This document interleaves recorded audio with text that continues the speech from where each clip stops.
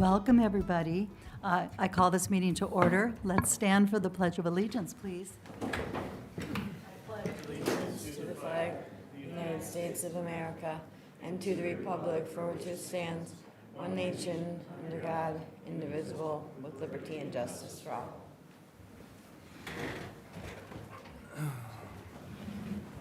All right, our first order of business is to approve the agenda. We have one item that we're going to add, and our engineer Marcus Johnson said that when we reclaim the roadways into construction, there's going to be excess gravel. And so we'll address that question at this meeting. So with that addition, may I have a motion to approve the agenda? I have an additional You do? addition. Okay. I'm just going to give a quick Halls Marsh update. We heard some interesting things from Rice Creek. Okay, great. Thanks, Justin. Any other additions? All right. With those two additions, may I have a motion to approve the agenda? I'll move. Go I'll ahead, take Kathy. it. Go ahead. I'll move, Kathy. All right. Justin will second. All right, all in favor? Aye. Aye. Opposed? Motion carries. Agenda approved. All right, our next item is the open forum. Do we have citizens who would like to address the council? All right.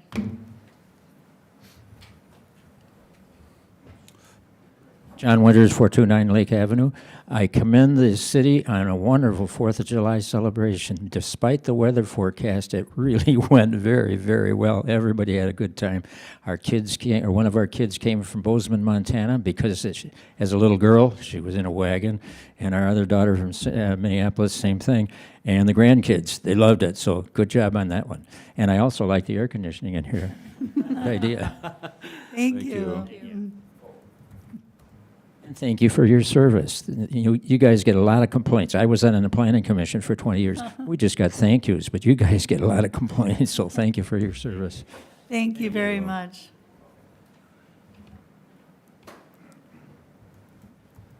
Barton Winter, 15 Oaks Lane. And continuation of what I mentioned last time about Teichman Park. And again, I've been down there and looking at the open space that we have there. And I want to say that I want that to remain. And I want to additionally say that, you know, I did mention there's a drainage area off Grotto, which comes off the Hall Avenue area, the higher area of land, which goes into a depression behind the hockey rink at the far end of the hockey rink, which I believe that should be redirected. That's a wet area, and it should be redirected to the drainage field that goes to Delwood Beach. Anyway, that I want that to remain. It's a beautiful open space, and right now it's beautiful. And even though we've had quite a bit of rain, it's still very walkable. Another thing that I want to mention, I heard about the traffic speed issue last time. And I just want to say that personally, we've done a lot of traffic calming by placing stop signs on Hall or Birchwood Avenue. And, I think that's enough, in my opinion. That's the main thoroughfare for people that don't live in the community. And to me, the additional putting of further reducing speed or putting things that would reduce speed, narrowing roads is merely meddling and not necessary. I just want to point out that my dad does not like to drive through Birchwood anymore because of all the stop signs. So he avoids doing that, and that's what other people are doing too. Thank you. Thank you. Is there anyone else who'd like to address? All right. Welcome, Rachel. So Rachel Drew from 180 Cedar Street. I viewed last month's council discussion regarding our issues with drainage on 160 Cedar, and I'd just like to clarify a few things from that meeting. First of all, if you're receiving a bill for $5,000 from the engineer for addressing our concerns, you need to look at that bill closely. We never had any personal meetings with the engineer and never received any new information beyond the permit process documentation. I was invited to join a meeting he had scheduled with the new owner, Avery, prior to the permit approval. And you as a council suggested a meeting to address concerns, but we declined the offer since there was no information to discuss. Mayor Margaret called a meeting with the engineer on June 11th. It was not at our request, and quite frankly, we didn't see the point in meeting, but out of respect, we did attend. If you are receiving a bill for $5,000, it's not for time spent with us. It might be that it was for consultations with and at the request of the council. I feel like it was very mean-spirited and disingenuous to ask the engineer about billing information at a council meeting when you haven't actually seen the invoice or the details. Secondly, on my first visit to council on May 14th, I was uninformed and unprepared, and I apologize for my part in confusing the issues. After that meeting, several residents shared information with us regarding the permit process and some of their personal experiences, and this helped us to resolve many of our initial concerns. Dave and I want to make it clear, as we did in our correspondence to Birchwood, that we have concerns with the permit process and the lack of adequate drainage for 160 Cedar. This is not a neighbor issue, and it's not a house issue. So from here forward, please respect that and stop the bad neighbor rhetoric. We have exercised our right to file a concern, and we are respecting the process, and we ask the same from you. Lastly, we are concerned that we will have water on our property. We've never had water sitting in our yard or in our basement. Like we did for our other concerns, we looked for information in the permit process to ensure that the water displaced from the house on 160 Cedar will stay on that property in accordance with the Birchwood ordinance. We looked for documentation to reassure us that, but the only thing that we were given was the word of the engineer and a survey. A survey that even the surveyors expressed concern that there might be water issues on our property. We know this because prior to the permit, Avery, our new neighbor, came to talk to us about it. Even Marcus, the engineer, wrote to us in an email that we might need to work on water issues in the future. All of this does not give us much confidence that we won't have water issues on our property. We ask that the council take notice, especially since this is just one of 3 properties that will affect not only us, but potentially others in the neighborhood. Thank you. Thank you, Rachel. Yes, we certainly will pay attention to your concerns. Is there anyone else who would like to address the council? All right. The public forum is closed. And our next item is announcements. Becky? Yep, the only announcement is that for August, the city council meeting will be held on the second Tuesday of the month, the first Tuesday of the month, which is August 6th. Normally, the meeting's the 13th, so mark your calendars for August 6th. And also, that meeting will not be live streamed. It will be recorded, though, and posted to YouTube. Our next item of business is the consent agenda. Are there any items in the consent agenda that members would like to remove for further consideration? I'd like to remove A, treasurer's report. Any others? All right, with the exception of A, may I have a motion to approve the consent agenda? So moved. Ryan, may I have a second? I'll second, Kathy. Kathy? All right, all in favor? Aye. Opposed? Consent agenda is approved with the exception of A, treasurer's report. Justin? Yeah, so it looks like we deposited into our account, I'm looking at 6/25/2024 from Brian Lind, a donation for the community club. That should be removed and provided to the community club. Okay, yeah. Mhm. Well, I think we should just send that back to the donor, right? However, it don't No. matter to me. Okay, great. Thank you for that catch. Justin, is that the only question you had? That's it. Okay, all right.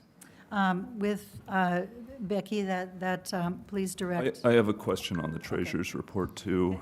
Could I just ask Becky to? Oh, sure. Yeah, thank you. Becky, could you direct then Marcia to make that correction? Correct. Okay. Will do. All right, thank you. All right, Ryan? Yeah, I'd like to pull out charge for on June 30th to Hunt Electric for the inspection fee for an electrical outlet. I asked about this, and this was I'm not sure this guy was an electrician, but maybe he was. He did some work on City Hall, and he did not get permits for that work, and then I requested that he get permits for the work, and then he charged us an additional fee. So I don't think it's reasonable to pay him for a permit that he didn't get before doing the work. So I would like to disallow that claim. Ryan, shall we take a little look into that, though? I mean, was there an inspection then after the permit was Well, obtained? there may be an inspection, but even if there is an inspection, he was required to get the permit before he commenced the work, and he should not have given us a bid to do illegal work in the village hall. So he needed to get a permit in advance. He didn't get a permit in advance. He got a permit after the fact, and then he charged extra because he didn't intend to get a permit in the first place. So What is the if standard? we wanna pull that out for a month and look into it a little more, that's fine. What is the Let's do standard that. fee for an electric permit? I think it's $35, so. Okay, well, Ryan, thank you for bringing this to our attention. Yeah, let's approve the treasurer's report with the exception of that. We can That sounds fine. take a look at that Yep. in more So, depth. I'll move to, unless somebody else has anything, I'll move to approve the treasurer's report with the exception of that check 70, claim 7044. Are we just holding off on the payment then? Yeah, we'll discuss that. In the community club thing? in the community club. Yeah. Okay, all right, with those two. All right, I second. All in favor? Aye. Aye.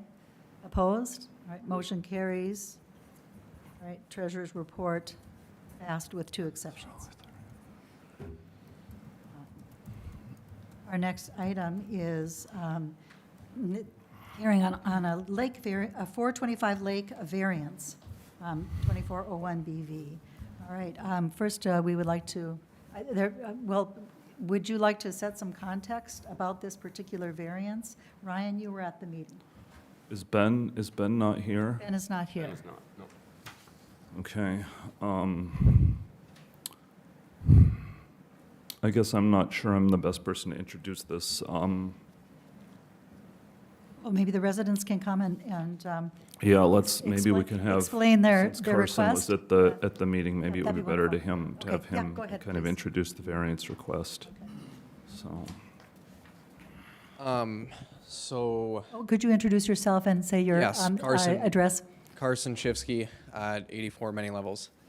So essentially what we're trying to do here is create a kind of stabilization project by creating a retaining wall within the setback. So the variance is for a setback of a structure from the ordinary high water level of the lake. So, and I guess do you guys have the packet with the We do. survey and the engineering? We do, and we all have that information, yeah. So we started with doing a concrete retaining wall, and then just going through the planning commission a couple of times, just changed it to doing a boulder outcropping instead because it was more natural looking. And then we made some other changes as well along the way to just better suit the look and appeal of the lake shore. The goal is to stabilize the hillside. It's just eroding. So creating a retaining wall is the best way to do that there. And then there is an existing deck as well that would get rebuilt at the same time in a similar location, a little bit different, but similar location to what it is now. The deck is, it's more of a landing with, I guess, a staircase down to the lake, creating access down the hill to the lake. And I did see, Carson, that there would be plantings also contemplated as part of this project? Yep. Yeah. So there is riprap boulders along the shoreline currently. Those are going to stay, and those are within the ordinary high water level and below it, above and below it. So that's all going to stay in place. We're not going to disturb that. And then the retaining wall will be set back further, as you can kind of see on the designs. But that section in between would get planting in there to stabilize that area, and then replanting with grass up above the retaining wall to stabilize that area on top. So. could I ask Mayor Ford, once Carson has finished introduction, Of course. I can give a little introduction to why we're doing a public hearing, and then maybe we could do the public hearing at that Sounds point. good. All right, Okay. thank you, Carson. Yeah. Anything Okay. else, or should I stay? Or? You know, we might have extra questions, but you can go ahead and have a I seat. think Thank you. We can, but, I mean, so what I want to introduce is, this was originally a variance, and the setback from the lake was 15 feet, and the required setback is 50 feet. And that was the only variance that was requested, and that was the publication that was made in the paper. At the second planning commission meeting, the variance was revised to go from a 4-foot wall to a wall as high as 8 feet that requires one variance and a second variance to lessen the retaining wall setback further from the 35 feet to increase the setback from the high water line, or decrease the setback from 15 feet to less than 15 feet. And so as a result of those additional variances, we're holding a second public hearing here so that we can hear neighborhood feedback that the neighbors weren't able to, because they weren't advised of the variances that were needed at the planning commission. So that's my introduction. So. Thank you, Ryan. Yeah, that's helpful. All right, then I'd like to, excuse me, open the public hearing for this. Is there someone who'd like to address the council on this variant? My name is Robert Davidson, 425 Lake Avenue, resident. I just wanted to say that when we did the extension to the house in, I think it was 2009, we completely overlooked the architect and the builder completely overlooked the planning. And the consequence of that is we have massive erosion on the side, on the left-hand side of the garden. And so the primary issue here is to stop the erosion. As I understand, that's very important to the council. And then the second objective is that since we didn't really do any landscaping when the extension was made, we have an opportunity to do a decent amount of landscaping. Thank you very much. All right, thank you. Yeah.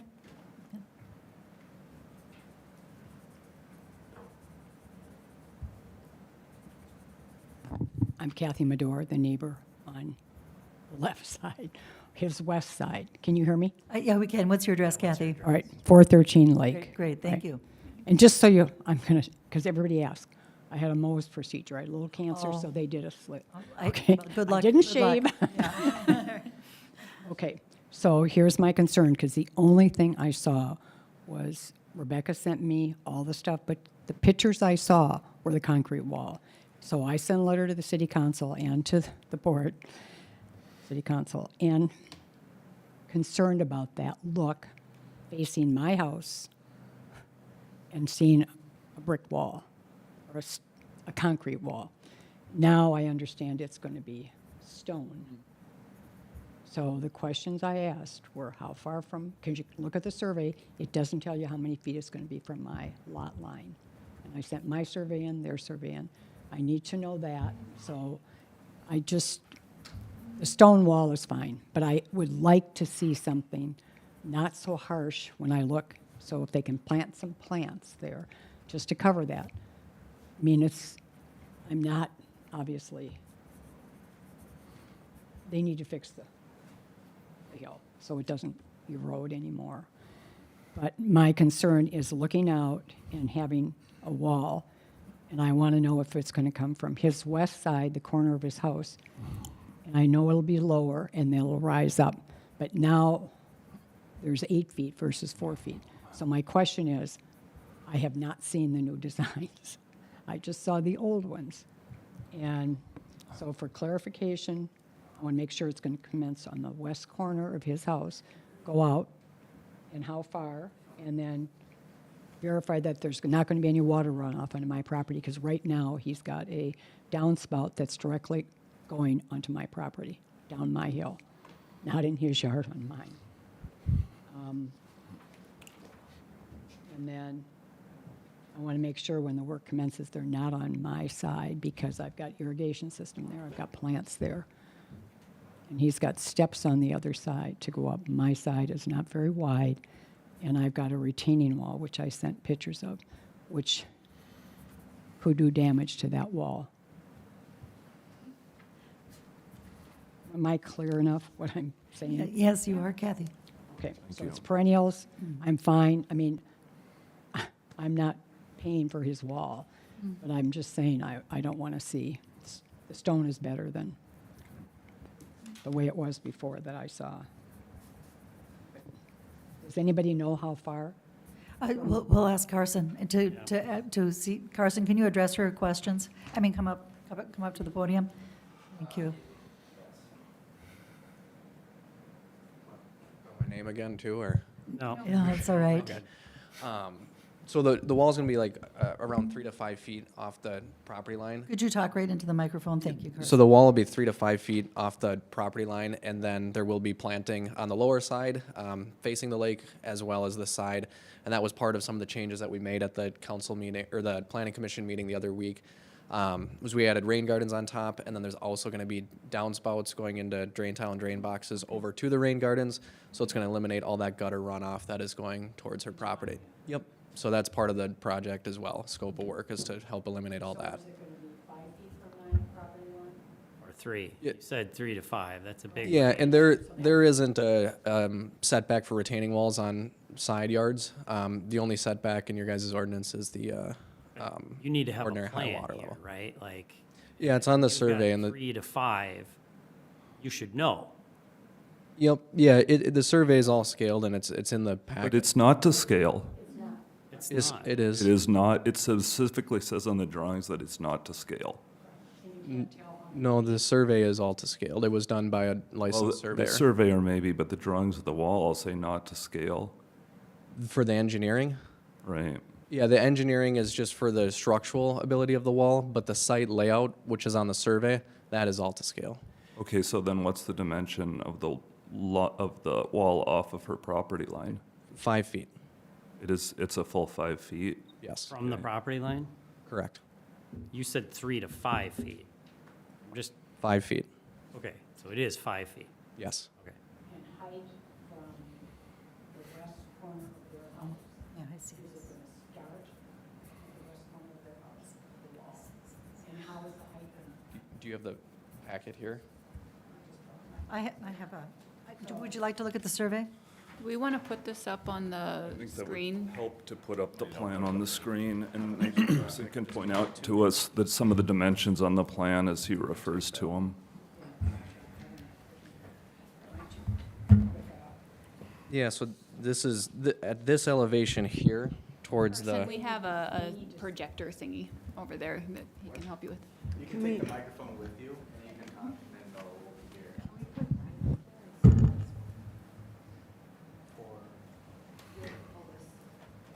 Oh, you have it. Yeah, he is. Yeah, there we go.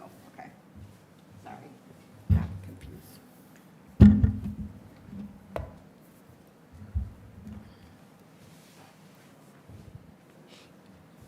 okay, so this corner here, the elevation is gonna be at the full 7 feet tall.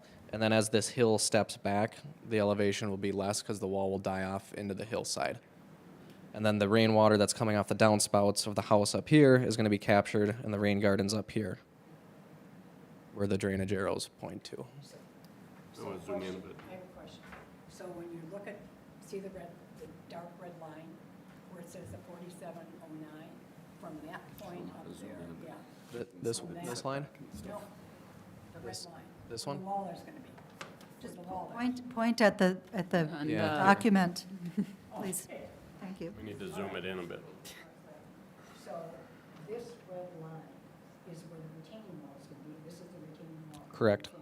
All right, so the question is, this red line is 5 feet from my property line. Correct. All right, so from this point, at the west edge, this is the west edge of this property line. Is this retaining wall going to basically start at the west edge of his and go how many feet this way?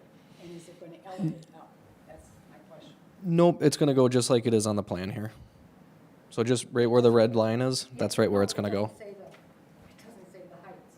Is it going to be lower and then go up? So that's where He was the, just saying, Yeah. It's gonna die into the hill, and then at the corner, it's gonna be, what, 8 feet? So it'd be triangulation with a flat top, is that my understanding? Correct, yes. So are you saying that all the red lines on this drawing are to scale? Carson? Yeah, this survey is all to scale. The scale is in the lower corner here. It's when it's printed on a 8.5 by 11 piece of paper, the scale isn't going to correlate, but the whole survey is scaled. Okay, but my question is, there are a bunch of, I wonder if we should actually go and finish the public hearing here before Yeah, we let's, get onto yeah, council let's just. discussion. Before we maybe. get into our Finish comments. this, Yeah. Okay. Before you start. Okay, Kathy, did Carson answer your questions? I'm not sure. So, Well, why don't we, Yeah, and here is an elevation showing the side of, which would be this side, of how it dies back into the hillside. So you can see this is like a profile sheet of where it's going to be at the corner. It'll be the full height of 7 feet, but as it gets to the back point, which would be back here. Yeah, this is what you're going to be looking at. So you'd see essentially this section over here, which is going to go from 7 feet at the tallest point all the way down at the bottom to, it looks like it's going to be 3 feet at most, well, about a foot. So 936 to 937. So about 1 foot exposed at the furthest back point.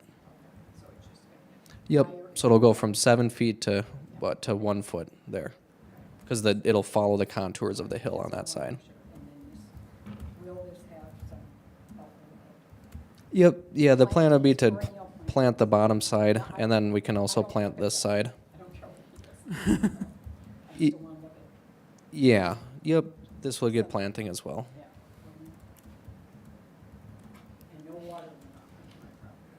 Yeah, the whole purpose of this is to help mitigate the water runoff. So everything's going to be significantly better, because I know there's downspouts on this side. Those are all going to get put in the drain tile. That's going to go into the rain garden, which is indicated by the circles here. Correct. Yep. All right, thank you, Carson. Kathy, did you get to say and ask everything you wanted to? Just, do you want any more opportunity? Would you like any, Kathy, would you like any additional opportunity to speak? Kathy, Kathy, could you gotta come, sit- you gotta come, speak come at to the the microphone. podium, please? Thank you. So I want to make sure that when they do this, it's on his east side, not my east side, because of my retaining wall, my irrigation system, and the trees that I have planted there. Any work that takes place should stay on his property. Right. Absolutely. But his property is on my east side, and I'm saying, I don't want it to come up my east side, because that's where I send a picture. I've got a retaining wall there. I've got an irrigation system there. But that's Not- on your property, right? Not That's on my his. property. So But all that of is their a work should narrow be on there. piece. Sure. Kathy, could you look, talk into the microphone, please? Thank you. That's a narrow piece of land. He's got a wider piece on the other side, Sure. which has got steps going up versus my side, which is not. Okay. Do you have any other concerns? Oh, those are my main Okay. concerns. Thank you All very right, much. thank you. All right, I'm not in opposition to him doing this. I'm glad he changed it to boulder walls, so than the Yes. concrete. all right. Is anyone else would like to address? Please come up. I'd just like to add an addendum. I'd like to add an addendum as the owner. Could you say your name again? Yeah, Robert thank- Davidson. Yeah, okay. My gardening purpose is to make sure that we don't see the wall, and that the wall will be back enough so that we put shrubberies in front of her wall, and she won't see that wall, because after a year or two, the plantings will cover the wall that side. Let's make sure that it's 5 feet. Thank you. All right. Is there anyone else to address? Yes, please. John Winters, 429 Lake. We're the neighbors on the other side. We've got no objections at all. We love it. All right, thank you. Thank you. Is there anyone else who would like to address the council for the public hearing on this variance?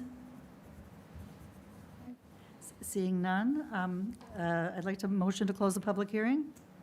So moved. Second, I'll second. Justin. All in favor? Aye. Aye, opposed? The public hearing is closed. All right, and now we will review and discuss the variance and supporting documents. I have a number of questions for the applicants one time, if that's okay. I don't know who is Carson, are you answering questions on this? Why don't you, if you want, let's get you on the microphone here. So I just want to start out with just understanding what the dimensions are on this. And Brian, would you like him to put the survey up yes, again? I was going to request the certificate of survey on page 91 of there we go. We can either, I suppose it doesn't matter. So when I look at the red line on this, are all the dimensions of the red line then to scale? Like the depth of the wall Well- might not, might not be to scale of the, if that makes sense, but the locations, yes. So the height, okay, so I think my first question, and I think that this was good for Kathy to raise, is that on the west side of the wall has a 5-foot setback from the property line. Is that correct? Yeah, and they're boulders, so I don't want to, and so I was saying 3 to 5, because I mean, the face of the boulders is not perfectly smooth like concrete, so there's going to be some variation with that, but What is the minimum setback from the property line at which you'll keep the boulders? 5 feet. All right, and so the front of the wall what is the setback of the front of the wall from the OHWL? 15 feet? And what is the minimum setback of the wall from the OHWL? It's 15 feet all the way across. No, Or right? Isn't there that? What is, about- I'm asking what the minimum, What's what that is the little bump minimum up? setback of the wall from the lake? I believe it's 15 feet. Okay, and so We've when I got- look at the survey here and look at your red line there on the wall, and I think we discussed this on the planning commission, there's a dimension from the OHWL of 15.05 feet from the OHWL to the wall. And then to the right of the stairway there's a section of the wall that appears to protrude toward the lake from the wall there, where the Correct. setback That- is. Yeah, the majority of the wall's at 15, and that one's at 10. So the minimum setback of the wall from the lake is 10 feet. For that section, yes. Okay. The lowered section, to So- blend in with the neighboring wall that's indicated on the survey. So you are in fact seeking a reduction in the setback from the OHWL from 50 feet to 10 feet. Correct. Okay. What is and now I want to ask some questions about the deck and stairs. The deck here that's shown, what is the dimension of the deck? It's going to be 4 foot by 8 foot. What is the current dimension of the deck? It's an irregular trapezoidal shape. It's probably a little bit larger than that. Okay. And so you don't know what the current dimension of the deck is. Is the deck being moved in some way? It is being, yes, shifted. You can see it's, You can take your microphone if you want to speak to it over there.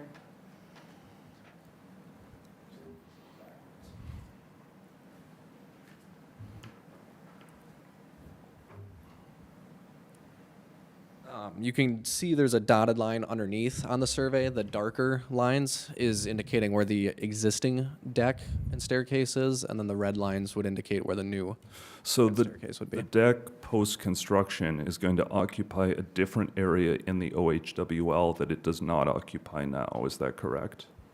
To an extent, yes. It is occupying an area in the OHWL that it does not occupy, or is it going to be kept smaller within its existing dimensions? What do you mean by to an extent? Well, the shape is not being, it's not being replicated in the exact same shape, but the square footage is changing, reducing. So the deck is being moved to a different place, and a portion of the deck is going to be in a place where there's no deck right now, correct? Correct. Okay. What is the setback of the lower stairway of the deck from the east property line? From the eastern property line, Right, I'm not sure off the top of my head. I would have to measure it out. okay. Do you know roughly what that is? It's probably going to be 20 feet, Okay, just by looking at it. the east property line, and we understand what they're trying to do because we have a. Would you like to come and just address? Thank you. I'm kind of noisy, so I didn't think I. Well, it's being recorded live. Yeah, thank you. Barb Winters, 429 Lake. We have a wall that has been there since we bought the property 57 years ago. And that's, I think, what they're trying to kind of meet up with. So it makes a lot of sense. It's not going to be coming out farther toward the lake than our existing wall that has been there forever, as far as I know. So just that might help you understand. I'm just trying to understand, and that's why I'm asking some questions here. And so I noticed on your application, you state that the impervious surface of the property is, let's see, 30-ish%. Is that, somebody have the, I got to scroll up a little bit here, but 30-something.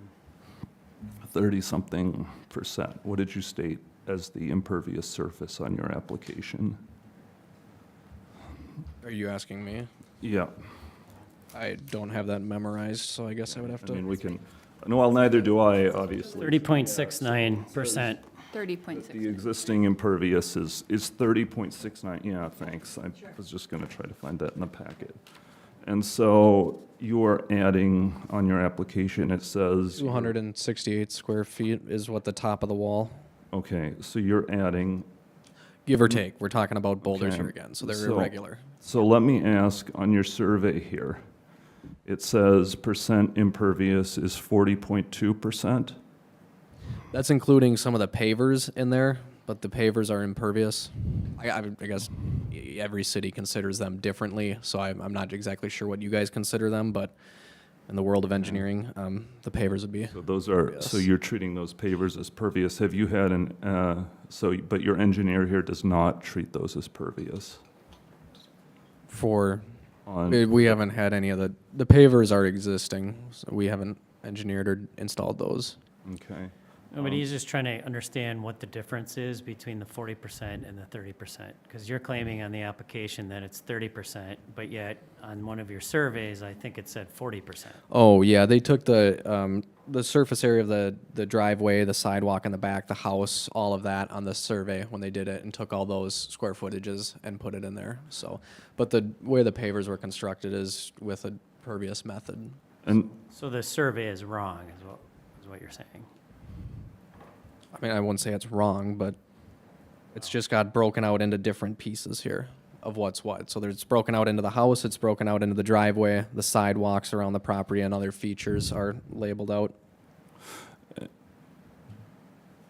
anything else? Okay, sorry. Go ahead if you want, but, Go ahead. okay. So you are increasing the impervious surface coverage of the lot, what did you say, by 238 square feet? Is that what I remember? 268, 268, okay. depending on the And- size of the top of the boulders. And so when I compare that number to the total surface area of the lot, that is an increase of 2.1 percentage points. So it's, Is that, do you know that, or you want me to do the math to get a percentage, or? I did the math. Okay. So that would increase the impervious of your lot from roughly 30.7% to 32.8%, correct? If that math is correct, yes. Okay. So then I have a few more questions here. The first variance you're requesting is to the structure location requirements, and that is that Birchwood code requires that you set back all structures, including retaining walls, 50 feet from the lake. And you're requesting a reduction in that from 50 feet to 10 feet. So that's the first variance you're requesting. The second variance you're requesting is the variance to build a wall, and that's 3020705, solid walls in excess of 4 feet shall be prohibited unless they're part of a building. So you're requesting a variance to build a wall not 4 feet high, but 8 feet high. 7. 7, well, I mean, it says on your plan that it's 8 feet high and 1 foot is underground. Correct. So Okay. that's considered a 7-foot wall. Okay. And so then, And just to clarify that, that's like a state, Depending on the boulders. that's a, oh, maybe 12. All right. Okay, so but in any case, you're requesting a variance to that particular code section, to the Correct. wall height section. Okay. And you are not requesting any variance. Our code in general limits impervious surface to 25%. You are not requesting any variance to increase from an amount that's currently above 25 to an amount 2.1 percentage points higher than that. You are not requesting any variance to increase the impervious surface of the lot. well, I guess if it's needed, then we would request that, yes. Okay. And so then when I ask about the 10-foot setback and the 15-foot setback, when you build a retaining wall, typically you're grading and filling and moving soil around for retention purposes, correct? Correct, yes, we have to Yes. move the dirt. Okay, and so our next section of code is 302.055-2A4. And that section of code says, no grading or filling shall be permitted within 20 feet measured horizontally of the ordinary high water level of any lake, pond, or wetland. Am I correct that you are not requesting a variance to that section of code? I mean, we're requesting, the general goal here is to build a retaining wall to stop the erosion, and in order to build a retaining wall, yes, we're gonna have to move dirt. Yes, we're gonna need to build the wall to 7 feet tall. I mean, the general theme is to build a retaining wall, and I guess if there's 10 variances that go with that because we gotta move the dirt to build the wall, then I guess I'm not sure how you guys wanna handle it. My assumption would be that it would be one general variance to build this retaining wall. Yeah, we can't do that. Um, It We has to don't, be that's not specific. what we do. So It's not what we do. We have to have specific variances from specific code sections, and the reason Ryan, I assume, is going through this is because it not only protects us in the city, but also you. So Because if I you guess the- only got like half the variances you needed, and Kathy decided that she didn't like the wall, she could sue you.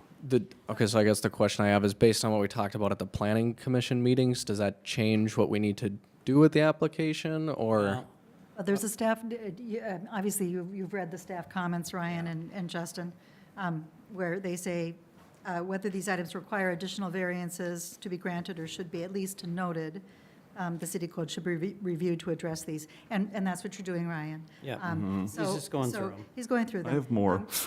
There's more. And that's fine, but, and we can do that, we can make sure all of your concerns are addressed, but I think Carson is asking, is he going to have to do a new application and come before the council again, or is that Yeah, what and you're I don't, I asking? mean, if we need to say, I mean, I'm not trying to Okay, make it, I guess, too complicated, but if we need to move the dirt, we need a Okay. variance, then, Yep, you know, right. if that's the Oh, right yeah, I answer, guess then. that's the yeah. question. Okay. I had asked Alan this, and I would like to get you to advise us on this, because you had advised me, Alan, that when the extent of a variance is expanded beyond the original application, that we should be requiring a new application.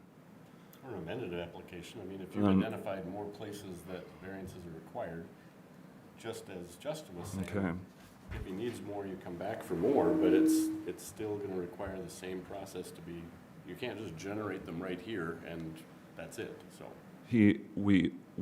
Okay, well, would you, I Okay, wouldn't call it a new application, I would call it an amended application. Right. So that the planning commission would have a chance to opine about it, and the public would have a chance. Well- Obviously, once it's there, it's there. I have to tell you, I think the planning commission has been through this twice already in 2 meetings. I guess I'm kind of uncomfortable with asking a bunch of volunteers to look over a variance again and again here, so.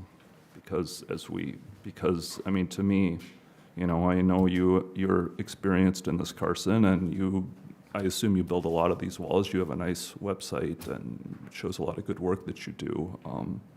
You know, there seemed like a person who could read through our code and figure out what the codes are needed, rather than kind of having the planning commission and me figure that stuff out, so. Yeah, I guess based on the conversations we had at the planning commission, my understanding was that based upon some of the changes we made to try to suit some of the requests that they had, it did bring up more or changes in the original application, but that those could just be amended or addressed at this meeting was the understanding that I had when we all left there. Brian, what are you asking for? Are you asking for an amended application given with these specific concerns that then can be Well- addressed administratively? I mean, I don't necessarily think we need to act on this tonight. Oh, we have 60 I guess days. that's right. I think we should act on this tonight. I think we should act on it tonight, but I don't know how are we going to vote on an application for 2 variances when? I don't like the idea of taking meeting after meeting, of kind of negotiating these things and coming back. I would have liked to have seen kind of an application come in with all the variances needed. And it didn't take me too long of going through the code to kind of see. I think this is a a problem we number have of to these. address with staff, too. Yeah, I mean, I agree. Is that- So, Well, Should've yeah, and thought I guess a lot of the changes were made after the first planning commission meeting, which triggered, I guess, more of these variance changes in the application, and it wasn't requested that we submit or change the I application. mean, the problem here is I have 2 more code sections where no variance was applied for, and it looks like one is needed here, so. What are your Would 2 you- code sections? Let's- Could I ask just some clarification from Alan first and then Ryan? Okay, Alan? And some of this stuff is probably better done offline. I mean, if it is really stuff that needs another application. And I don't know where we are on the 60-day clock. We're there. So you've got variance requests in front of you. You've got planning commission recommendations, and I think you should act on the requests that are being made tonight. Well, so we If should, that's not it, right, if there needs to be more variances, then I think Carson's hearing you loud and clear. So you don't get a permit until you get all the variances you need. so we could act on the 2 for which application was made tonight. Correct. Okay. I think you should. I mean, the time is up. on the- Maybe then I'd I like we to- make, going can through we it. just Can I- make, Can I just clarify? And then let's make it very clear, though, to Carson, what other variances he needs to apply for, so that you know. Okay? would there be a possibility or a way to just approve it subject to the amended application just being submitted for the other variances, or? No, I have think to we start have the to process approve- over I think for- we have to approve the other variances, yeah. But And we can approve unfortunately- these that are before us, Or deny. or deny, we can vote on them, yeah. Right, Sorry. You should, yeah. you should take action because you've got no excuse to not take action on what's before you tonight. Right, okay. Shall we, though, for the record, then, make sure that we have You want noted? me to, I can list them off Yes, what the quickly code- here. So the one is 302055, which suggests that a protective buffer strip of vegetation, sorry, let me give the full number of the code section. 302055 2D7B3. So I'll say it again. 302055 2D7B3. And that requires a protective buffer strip of vegetation at least 16.5 feet back from the ordinary high water mark. And then the last one is 302080, and this is what I was getting at when I asked about whether the deck and stairs and platform were moving, was that landings may be permitted at a minimum interval of 20 feet. And so we need to, and so looking at the stairs and lifts, standard for variances there. Those are the other 2. Now, I can't guarantee you that those are all the variances that are needed, because without having a complete plan in front of me, I can't really evaluate it, but, you know, those are the ones that I picked out as being needed here. If you have a list of the things along with the other ones that you were talking about previously, would you be able to just email those? Well, I mean, I just gave you my list, I guess. I think that, I You mean, give that to Becky so that she can. And it should go through your planner. it really should go through the planner here. Yeah, I agree. This really should, the list of variances that I think are needed here really should go through our planner, so. Okay. But there was only 2 additional, correct? There's 6 total, and Oh. application was made for 2 Right. per what I came up with, and there may be more than that, I'm not sure, and maybe I made a mistake here, and I applied one that should not have been applied. You know, that certainly could be discussed that, too, but Could you, by chance, list you listed 302-055, 2D. Sure. Could you list the numbers of the other ones? yeah, so Hold up.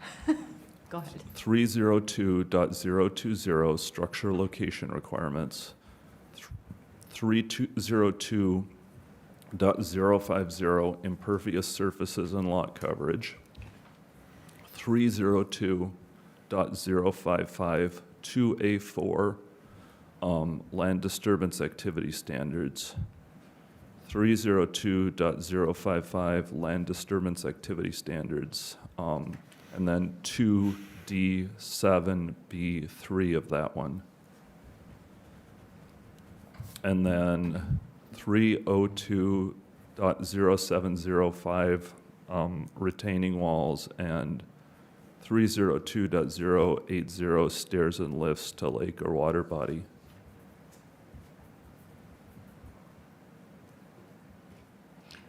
Well, that was more than 8, wasn't it? Or That was, 6? it's 6. 6, oh, that one, okay. Mhm. So, And I'm done. you I good, think. Ryan? Everybody probably needs a break, so. no. So, you know, the reason we're scrutinizing this so much is that it's close to the lake. And anytime you have anything close to the lake, there's all kinds of considerations that have to come into play. There's erosion, which, you know, you're trying to correct. There's runoff, there's habitat. So that's the other issue, right, is that there's habitat concerns for animals on the lake. We did a whole rewrite of our impervious surface code, and, you know, I was on the phone because we have to get those approved by the DNR, because these aren't even our rules, to be honest with you. These are the DNR's rules. These are through the model shoreland ordinance. And in order to get anything changed, we have to get the DNR to approve. And I was on the phone with him and Dan from the DNR, and you know, that was what he said, is like, it's habitat, it's runoff, it's all that stuff. So that's why there's so much concern. And I understand the winters have a retaining wall that close to the lake as well, but, you know, that was 50 years ago, right? When they didn't care about these things, right? It was just build whatever you wanted right next to the lake, we don't care, right? So now, you know, there's sort of this increased awareness of the lake, and we appreciate that you're trying to get rid of the erosion on the lake, so we do appreciate that. Couple of comments that I have. You know, you mentioned some rain gardens and some other things. Do you have the design specs of those? Yeah, I do have updated surveys here. For some reason, they didn't show up on the ones that were submitted. I could give you copies, or? I think that would be good, because, you know, what I'm concerned with, right, when I read the application, and it seems like maybe, you know, I didn't see that there were rain gardens there, but if you can have one for Becky and put one up there so that we can see it, is that I just don't want us to be treating the symptom, which is runoff, or which is, you know, the erosion, without treating the cause, which is, you know, the large amount of impervious surface on the property. We all kind of have it, right, at, on Lake Avenue, and especially on Wildwood, there's a lot of impervious surface. And, you know, so that's kind of my concern. So do they have, I mean, is there some sort of indication of how much water and what infiltration rate these are? A lot of times you'll see, like, for example, in our new impervious surface code, our new code is that 25% is it's 20% is the base amount. 25. 25. And then you can go up to 30% if you do certain things. And one of them is you have to have basically structures, rain gardens are one such structure that infiltrate the entire amount of runoff from all the impervious surface in your lot over 48 hours. So there's an infiltration rate, there's all kinds of stuff on there. Do you have any of that information with respect to the rain garden? No, that section of it wasn't engineered. This was just something that we came up with to collect the water from the gutters and the downspouts Yeah. running Well, onto that's the great, neighbor's property. and I appreciate that, and I think that's a step in the right direction. But my concern again is still that it won't be enough, and all we're doing is just, treating the problem. Like, I guess one of the other things, I'm looking at the pictures from, it looks like this is Ben's staff report, yeah.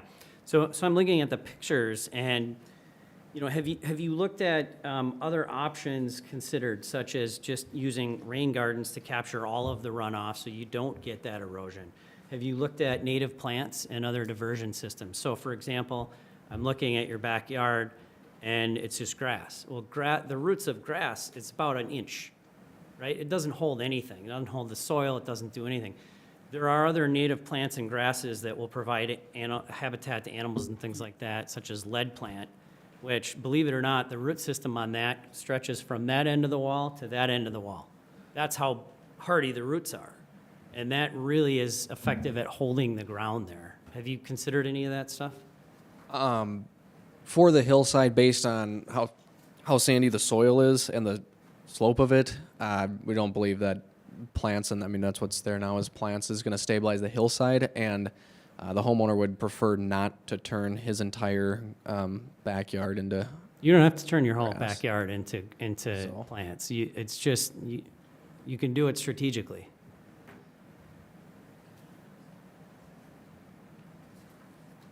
Anyone else have anything? Mark, did you have anything? Otherwise, I think we've covered it all. I have some questions, but why don't you go if you have a couple I questions? do have some questions. Or more than a couple, you're entitled, I think.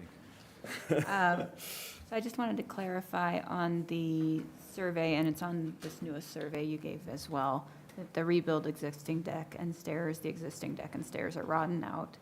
So we will be rebuilding them in the same location. So the deck is going in the same location, but you are changing the footprint, is that correct? Yeah, it's generally the same location as to where it is now. It's the footprint is going from a trapezoidal irregular shape to just a rectangular Rectangle. shape. Is the square footage about the same? Yes. Less? Yeah. And is that indicated here with this little red dotted area? Correct. Yes. Okay. And then I'm assuming that the other red dotted area that goes up towards the house, is that the drainage field for what's going into those, being directed to those rain gardens? The arrows are indicating the just direction of drainage towards the rain gardens. It's the red dotted line that's on here. So there's, Yeah. So goes almost up to the house, all the way to the property line, and then down past the retaining wall. there's a couple of the dotted lines which indicate on would be the west side would be where the downspouts are going to go into the rain gardens. The other dotted line it's hard to see on this, but a little bit of different color, and that's just more of the disturbed area from construction because that was part of Okay. what was requested as well. All right, and then with retaining walls, typically, what happens is that so you have a slope here, the retaining wall goes in this area, all the soil that's in front of that is then moved behind the retaining wall to get a level surface on top. Is that the plan for this one as well?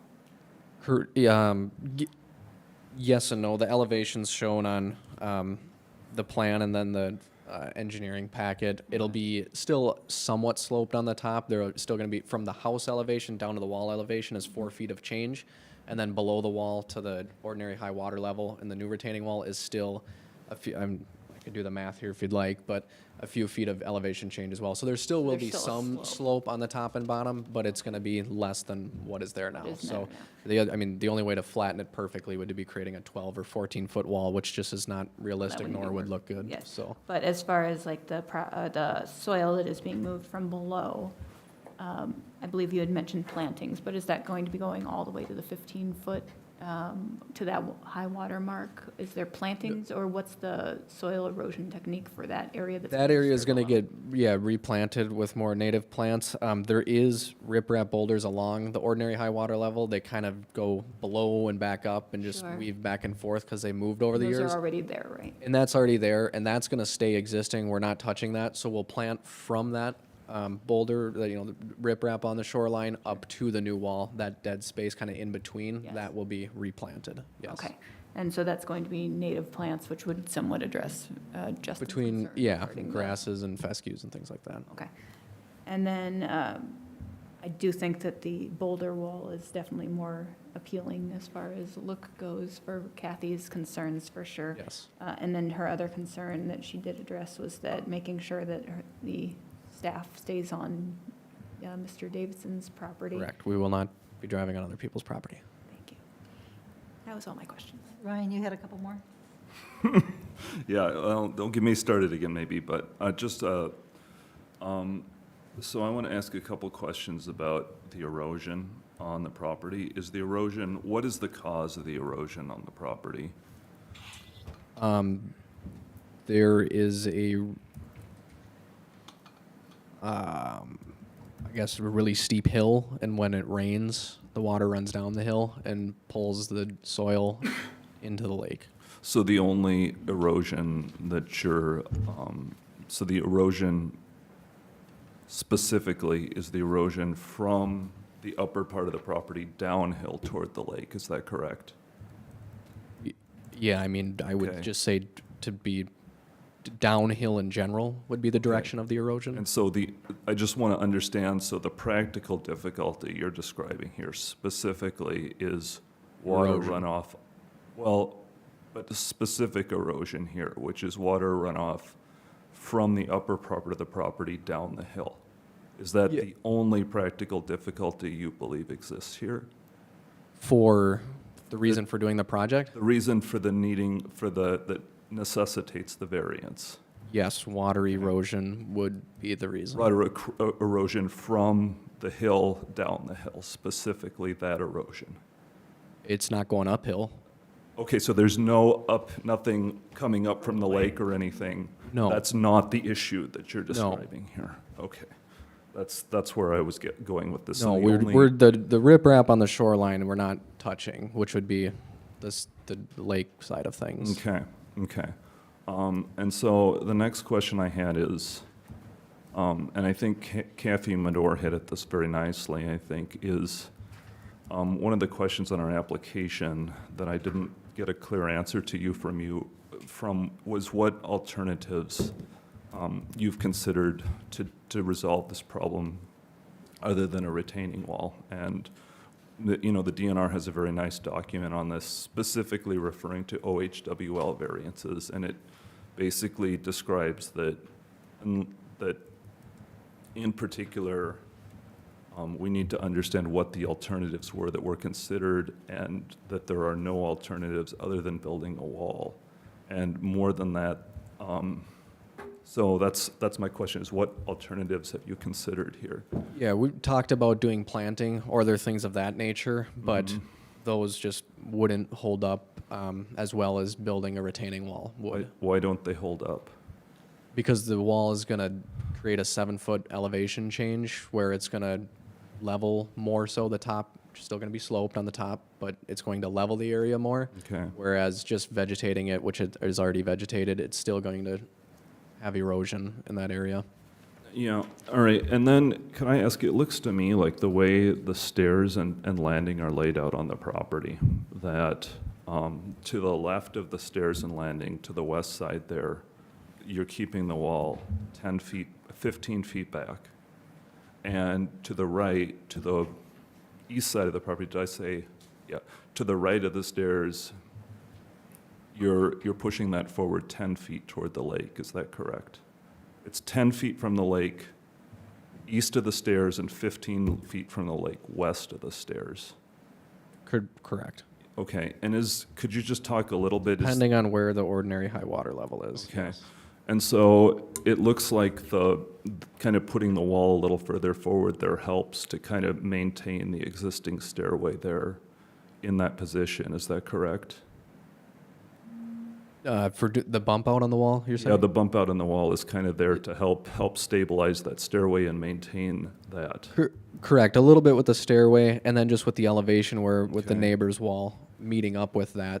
And does that, okay, and so does that help maintain the deck there as well, kind of stabilize the soil so you can have a deck there as well? Is that partly that going toward the lake there a little bit? Not necessarily, because the Okay. deck can be built with footings, or it will have footings that could, it doesn't need to be having the retaining wall there in order to construct the deck. It was more so to meet with the neighbor's wall elevation, Okay. because if we didn't have that wall bumping out to the front there, and it was just the single wall at 7 feet, we'd run into an issue where now that neighbor's wall elevation is higher up, But- where our area is lower. But Cause erosion. it does help maintain the stability there for the stairway there going down next to the wall, correct? The deck, deck, stairway will be, the landing will all be Mm-hmm. built and on its own footings. So that Okay. it doesn't need the wall isn't structurally integral to the So it would stairway. be possible to completely rebuild the deck and stairway without a wall at all? Correct, yeah. Okay. There's no wall there now. Okay, did you consider, as part of your variance application, whether you would come into conformity with any other part of the property? With whether you would bring any other non-conforming use into conformity on the property? Was not discussed. You did not, okay, so you did not consider whether you could bring the stairway into conformity with Birchwood Code as part of your application? Based on the discussions we had at the planning commission, I believe it would be brought up to code. But the stairway is non-conforming and the deck is non-conforming, right? Well, the new one would be conforming other than the setbacks, was my understanding based on what we talked about at the planning commission. I don't agree with that, but, What wouldn't be conforming about it, I guess? well. Would you that need can't- to be you another can't have variance a- application? Well, you can't have a landing landings can only be at an interval of 20 feet, and this sounds like it's a deck rather than a landing. Well, it's a 4x8 landing, and generally that's I guess maybe I'm wrong, but I would assume that would be a minimum or a maximum size for a landing in a deck. Yep, but the minimum. Staircase. Okay, so it doesn't look like you're, okay, I think that's good, thank you. All right, so, yep, thank you. So, I mean, I think you did a nice design here. I think there's probably a little bit of work to do, so, thank you, so. Would there need to be something else with the staircase that would need to be?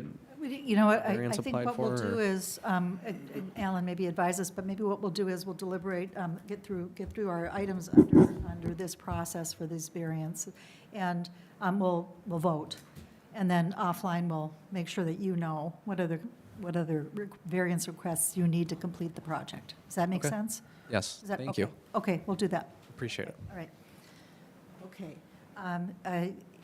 Then the Planning Commission recommended approval of this request. And Council, do you have any questions? I guess I'm just concerned that they're treating a symptom and not the problem. The problem is runoff. It's too much impervious surface, and I'd like to see those rain gardens, something to say, okay, we're directing all of our runoff into those rain gardens, and the rain gardens can handle that. That's. So my are you saying that we wouldn't need a retaining wall at all? I don't know. I mean, they may still need a retaining wall, but I just don't like the idea that they're treating the symptom rather than the cause. The cause is runoff. There's a lot of impervious surface. It's not necessarily unique to their property necessarily, but because we have a lot of properties down there, I mean, that have that, but I kind of just, I would like to see the runoff treated. And I don't know, I mean, if they treat all that runoff, do they need a wall? I don't know. Mark, do you have any questions, comments? No, I mean, I think this is a good plan you guys put together.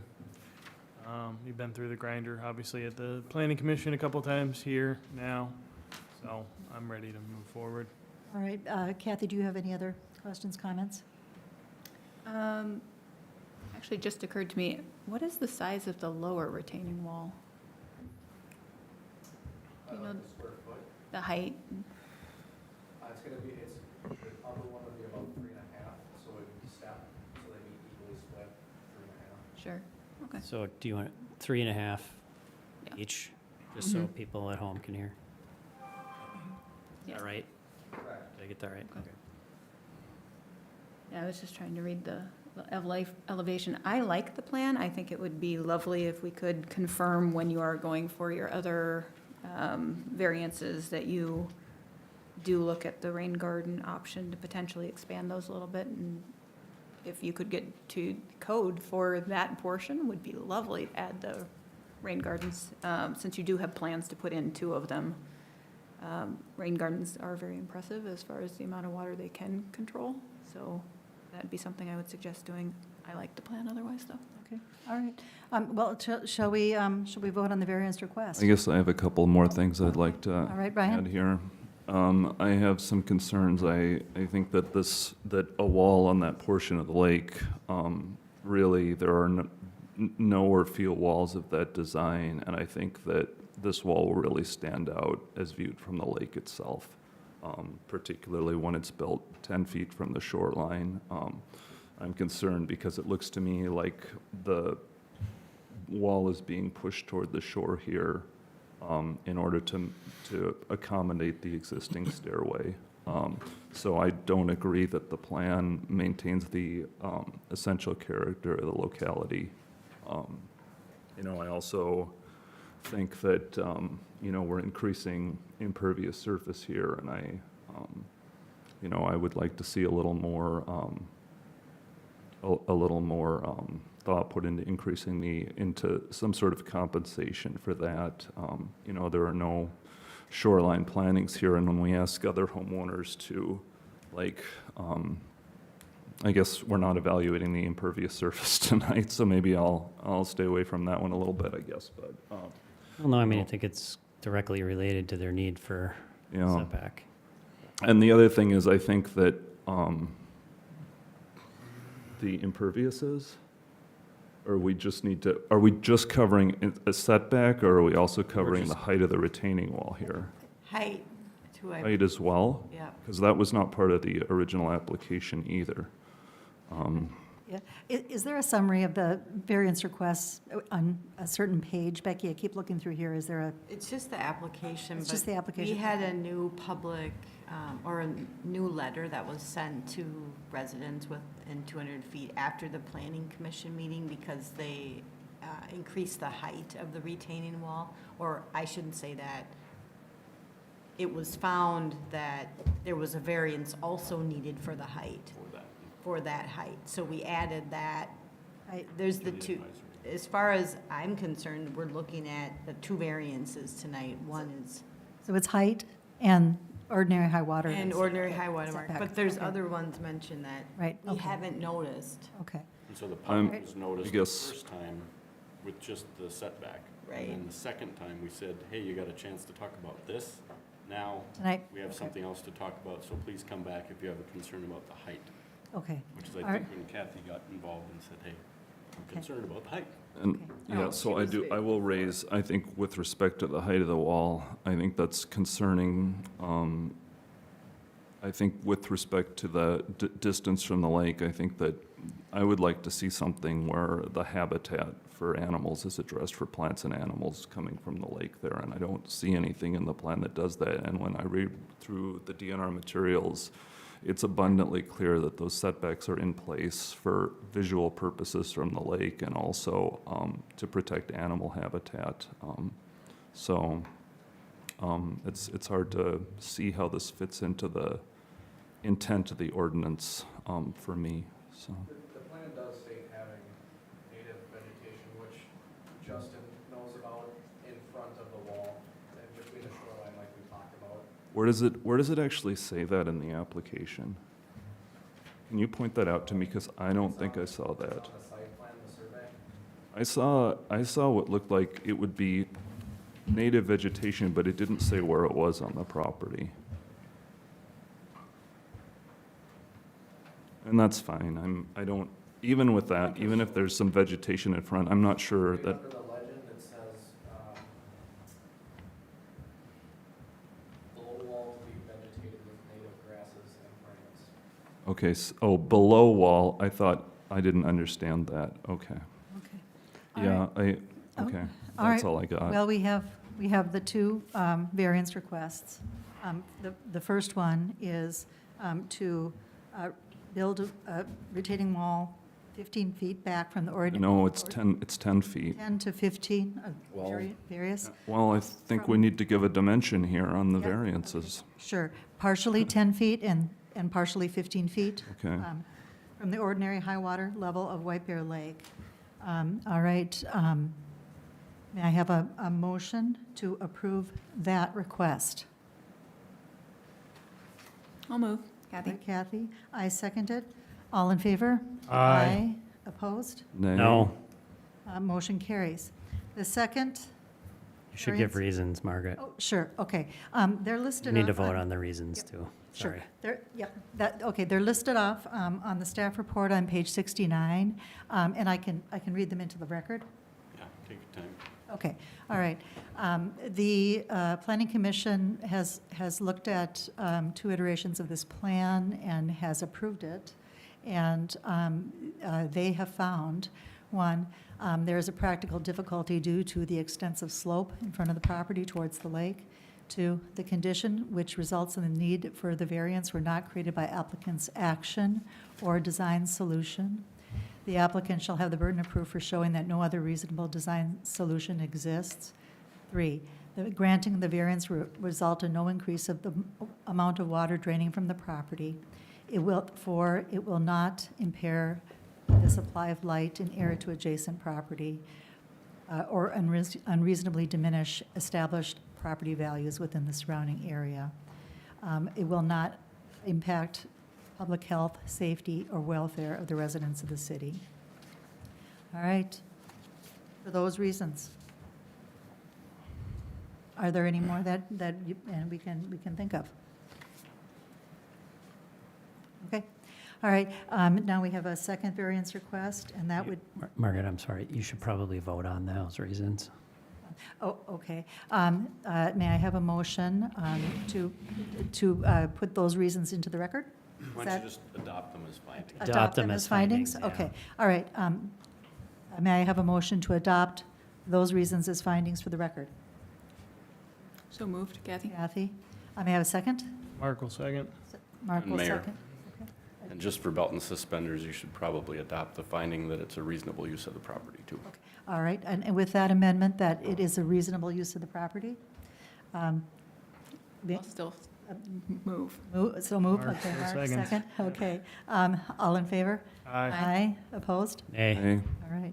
All right, well, motion carries. All right, now that we have a second variance request, and that is the height of the retaining wall, and that would be at a maximum 7 feet above grade, down to, Carson, you say about 1 foot?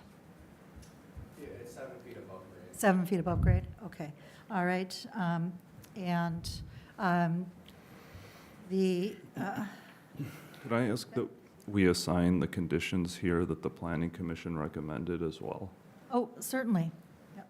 And where are they, Ryan? Would you like to point them out? Well, I can find them here, so I think we have the planning commission's, Page 94, I want to say. I Yeah. went the wrong way. so, so it's page 94, there's a recommendation, the variance, I guess the first one was approved without conditions. But I would suggest, it's the second half, there's a recommendation of approval. I assume you're going to make a motion for approval, and there's a lot merge requirement that the planning commission recommended as well. On page 94 of the I mean, I can show you. Yep, my page has got auto order.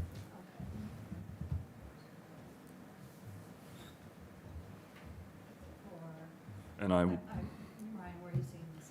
sorry, it starts these four, and then you can see it at this angle wall, and then down here as well. There's a condition here for a lot merge merge requirement.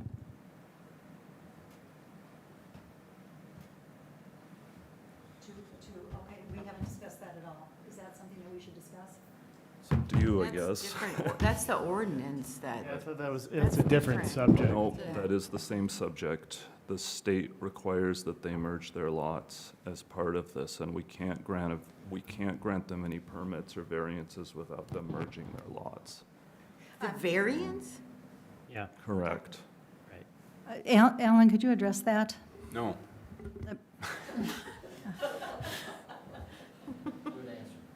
I mean, not at this moment. Okay. You're not Well, ready to address that? No, it's, Yeah, I mean, I don't just- think anyone's bothered to discuss this before 30 seconds ago. Right, yeah. So, I mean, I For the hate record, to if it's vote and, law, then it's I hate to discuss, vote and adopt something that we're not sure of the legal implications. well, if it's in a code someplace and that's a requirement from the DNR, then it's a It requirement. is a statutory requirement, and we cannot issue any building permits or variances on this property without that, which is why it's recommended as a condition. Yeah, Could I think I, it's a fine, put yeah, it in the- could I ask you to come up, the homeowner, and just so that we can, were you aware of this condition? That the lots would need to be merged? Or Cousin? I am not aware of that. I know there are two lots. Right, right. I'm only aware that there are two lots and they were, they're part of my property. And it turns out on the Can you Okay, come up to the microphone, please? Thank you. I'm aware that there are two lots, right? And Right. that it turns up on the surveys there are two lines. Mm-hmm. But my understanding was that was dealt with a long time ago before I even bought the place. I mean, it's always been treated as It's always one. been treated as one. I pay taxes on both of them. I was going to say the conclusory statement. If you pay If it's taxes one- on both of them, then they haven't been merged, and so the recommendation from our Sorry, planner. I don't pay taxes on, I don't mean I pay taxes on both of them. I have one tax from Washington, One tax statement? one tax Okay. So statement. there's one PID, Pay so the county. taxes. It's one PID, okay. No, it's two PIDs. Look at the survey. It's right there on the survey. It says, under notes on the survey, parcel ID number 30030 21130011 and 30030 21130012. Now that you mention it, that's correct. I have to write two numbers on the check. Correct, yeah. And Right. because of that, and I thought Ben had put a memo in here, but because of There is. that, and because it's less than 60% of the 12,000 square foot minimum, Page 104 the is the lots memo. have to be moved. What's that? Page 104 of our. 104 is the memo and the agenda talking about this. And if it's a requirement, it's recommended, you just pass it that Okay, way and all let them right. do it. All right.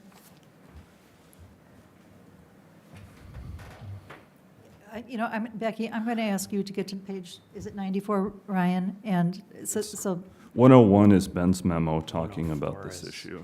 Sorry, 103 is from the Department of Natural Resources talking about this issue, and it starts with, I think, page 104. They talk about multiple contiguous, non-conforming lots under common ownership.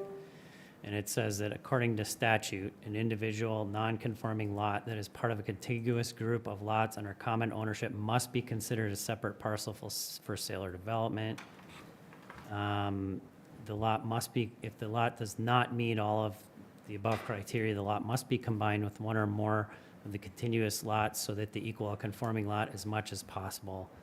And then we can't, because it's a state statute, we can't do a variance from that, but, and I don't see where it says anything, but I thought it was like, there was something where you couldn't do any permits or anything on it until that happened, but I don't see that necessarily in here. I don't know if, Ryan, if you want to. Well, yeah, I mean, basically, we can't, if you read the statute, it says there can't be, it says a property must be considered a separate parcel, and basically says you can't do sale or development on such a parcel without merging the parcels. And it says local governments cannot grant variances to mandatory statutes. So we I think it's just paperwork. grant variance, but yeah, you just just have to paperwork. move your lots on this stuff. I don't know exactly what you have to do, but. So if the statute says we can't grant variances until the lots are merged, No, we can grant I mean, You just said we couldn't. we can We grant a just have to variance, do but it we're with the making it condition conditional on the lots being that merged you here. merge the lots. And I think the statute's really saying you can't get a variance from the statute. got you. That's So right. It's a Right. requirement. And you can't do development, which to me, this includes without merging the lots. So as a condition on a variance, I think it's fine. Okay. All right, well, I apologize that this is the first you're hearing about this. So, okay, but considering that it is statute, then that would be a condition that those two PIDs must be merged to one. Okay, so this is news to me. It's It- a it- no-cost thing. You go down Yeah. to the It's news to courthouse, me. you fill out I a need to form. merge it. I need It's to just a merge form, this. you got to fill out a form. Nobody has ever advised me that I need to vote these two lots. Mm-hmm. As a taxpayer, I pay the taxes on these lots, and I should have some rights accordingly. And therefore, I need an absolutely clear statement of what it is I need to do, right? So that I don't come back here several times to get, to solve a problem, which is massive erosion, and secondly, to beautify my lot. Yeah. So what is it that I need to do? You'll hear it in the recommendation. And Mr. McCarthy said it very succinctly, which is you go to the recorder's office. Right. And that's in Stillwater, and you just request a form to merge your lots. It's going to turn it into one PID, and so you won't have to write two numbers on your check anymore either. Right. Okay? That's it. So you're just taking lot 4 and lot 5 and combining them. Okay? Thank you. Does that need to be done before the other variances, or we can do those? It'll be a condition of those. So I need to probably amend my motion for approving the condition based on the requirement from the, I don't know. Well, this stuff Did is. we have a motion yet? well, the first one we can't approve if we can't You- approve. The first variance is Oh, you're already talking the approved. first one. For the one that we just approved, we can't approve until they do this, so it has to be a condition Well- of, It can be part, Add on to this it can be one. part of this one. okay, Fine. We don't need to go Perfect. back to the first one. excellent. Well, I would just suggest that incorporating, or at least considering the planning commission, the other planning commission conditions on the variance here, including getting the Rice Creek okays They on got this. Rice Creek. They got that They- already, they it's in got that the already. application. Ryan, since you have it up on your computer, could you read I can, those yep, into the record sure. for this motion, which Sure. is to approve the 7-foot-high retaining wall height? So those Request for are, variances. Okay, go ahead. the applicant receives approval of all necessary jurisdictional permits, number one. Number two, applicant secures all applicable construction permits for the wall and stairway. 3, the applicant receives approval of the design parameter calculations and plans by the city engineer, city planner, and city building official as applicable. 4, stairway and landing reconstruction shall meet all code requirements. And 5, no increase in runoff to adjacent properties. All right. With those stipulations, we have a motion. Yeah. And the merger. And the lot merger, please. Yep. Ryan, do Motions, you have? motions from, That, I don't see this clearly here, but, that What's they- your question? the motions from you? Yeah, Yeah. yes, the motion's for me, and there's. that the applicant, Is this to approve the This is- 7-foot height? Yes, it is, yep, I think I would just say that the applicant merged the two lots that compose the property together before development. Okay, all right. With that proviso, we have a motion. Second, Kathy? I'll second. Okay, all right. Any further discussion? All in favor? Aye. Opposed? No. Nay. All right, motion carries. All right, and we'll be back in touch with you about the additional variance requests you need to make. Yes. All right? Thank you, guys. Yeah, Appreciate it. thank you. All your help. Thanks, Carson.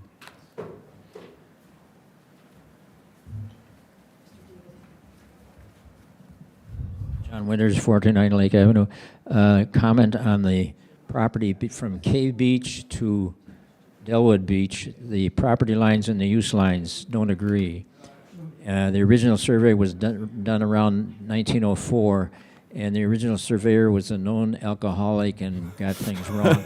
And there's a turning point near my garage. If you add up all the degrees around that point, you get 400. Normally, there's only 360, but this one is, so there's errors all along. About 35, 40 years ago, we tried to get everybody between those two beaches, Kay and Delwood, to agree to have it resurveyed and make the use lines the actual lines and so on, and we couldn't get everybody to agree, so it's still all messed up. Yeah. Surveyors don't like working in the neighborhood. Yeah, we wish we could stay within 360. Thanks, John. Thanks, John. Okay. All right. Does anybody need a little short break, 5 minutes? It's not a bad idea. Okay, all right, let's do that. Chris, we'll go offline for 5 minutes with a short break. And then we,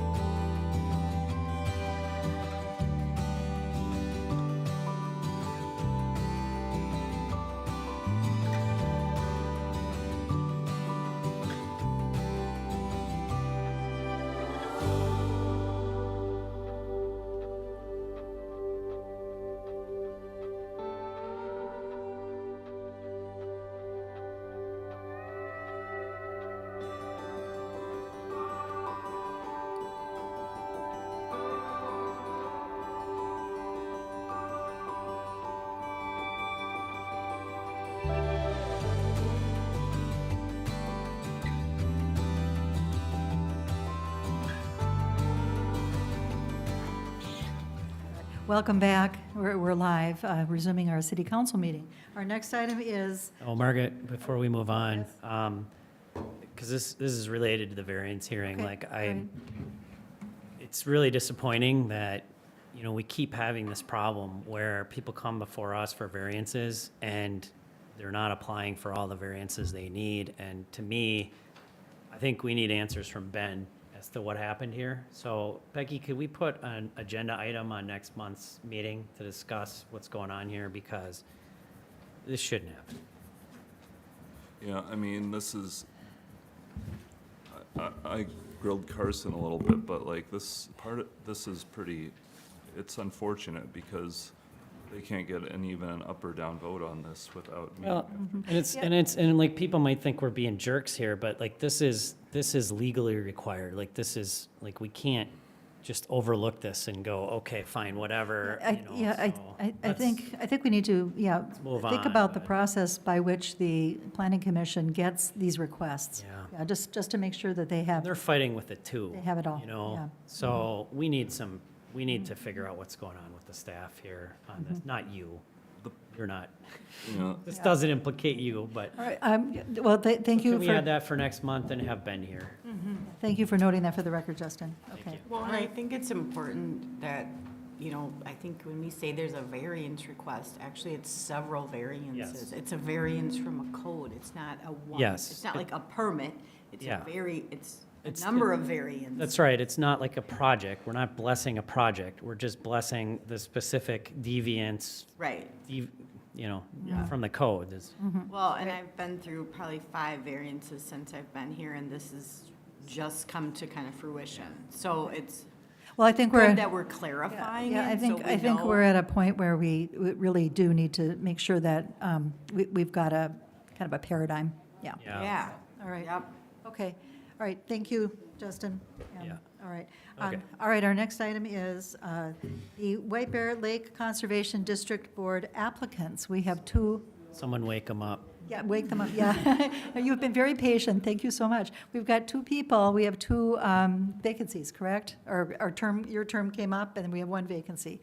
So 2 spots to fill, and would you like to come up and just speak to your interest? Sure. Susie Mahoney, 479 Lake Avenue. And I have been on the Conservation District for a while. I really don't know how many years it's been. It's at least 12. And I would like to continue my position on the council. Okay, great. Any other questions? Does anyone of the council have questions for Susie?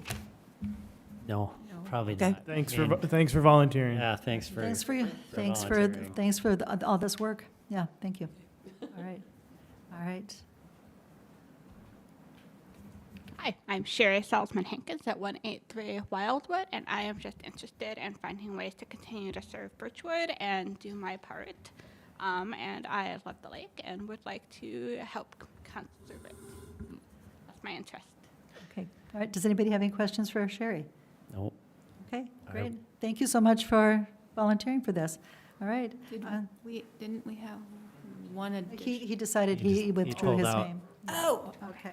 So we, what, So made we a have, motion. so we have 2, well, we have 2 positions, Yes. like, why don't we just reappoint All right. Would you like to Suzie make that motion? to the Conservation District? So I'll move to reappoint Suzie when her term expires, Okay. How long is the term for this one? 3 years. 3 years. Okay. All right, may I have a second? I'll second Kathy. Okay, all in favor? Aye. Opposed? Motion carries. Susie Mahoney is reappointed for additional 3-year term. Thank you, Susie. And I will move to appoint Sherry to the vacancy of Darren, that Darren left, DeYoung. All right, all right. And just, do you know off the top of your head how long when it expires? Well, he's just saying he doesn't want to be, so I think it's a full term. They're term. both full terms. They're, and the reason I'm separating this out is because they both expire slightly different times. Right. And so I just don't want any confusion. Okay, sounds good. All right, so moved. May I have a second? I'll The second. motion is to just fill out DeYoung's With term. Sherry. No, I don't think Darren resigned. His term is ending. His term is just Ending. ending, and he's not re-upping. So it's a fresh appointment. It's a fresh appointment, Fresh appointment. yeah. But for both of them, it's a fresh appointment. But as far as I could tell, their terms expired slightly different. One And so I, There should be a month, There's a month. so I just wanted to make sure that we were clear who was starting and who was starting when and how. Okay, just so I can explain it to the administrator. Yes. there. Okay, thank you, Ellen. All right. All right.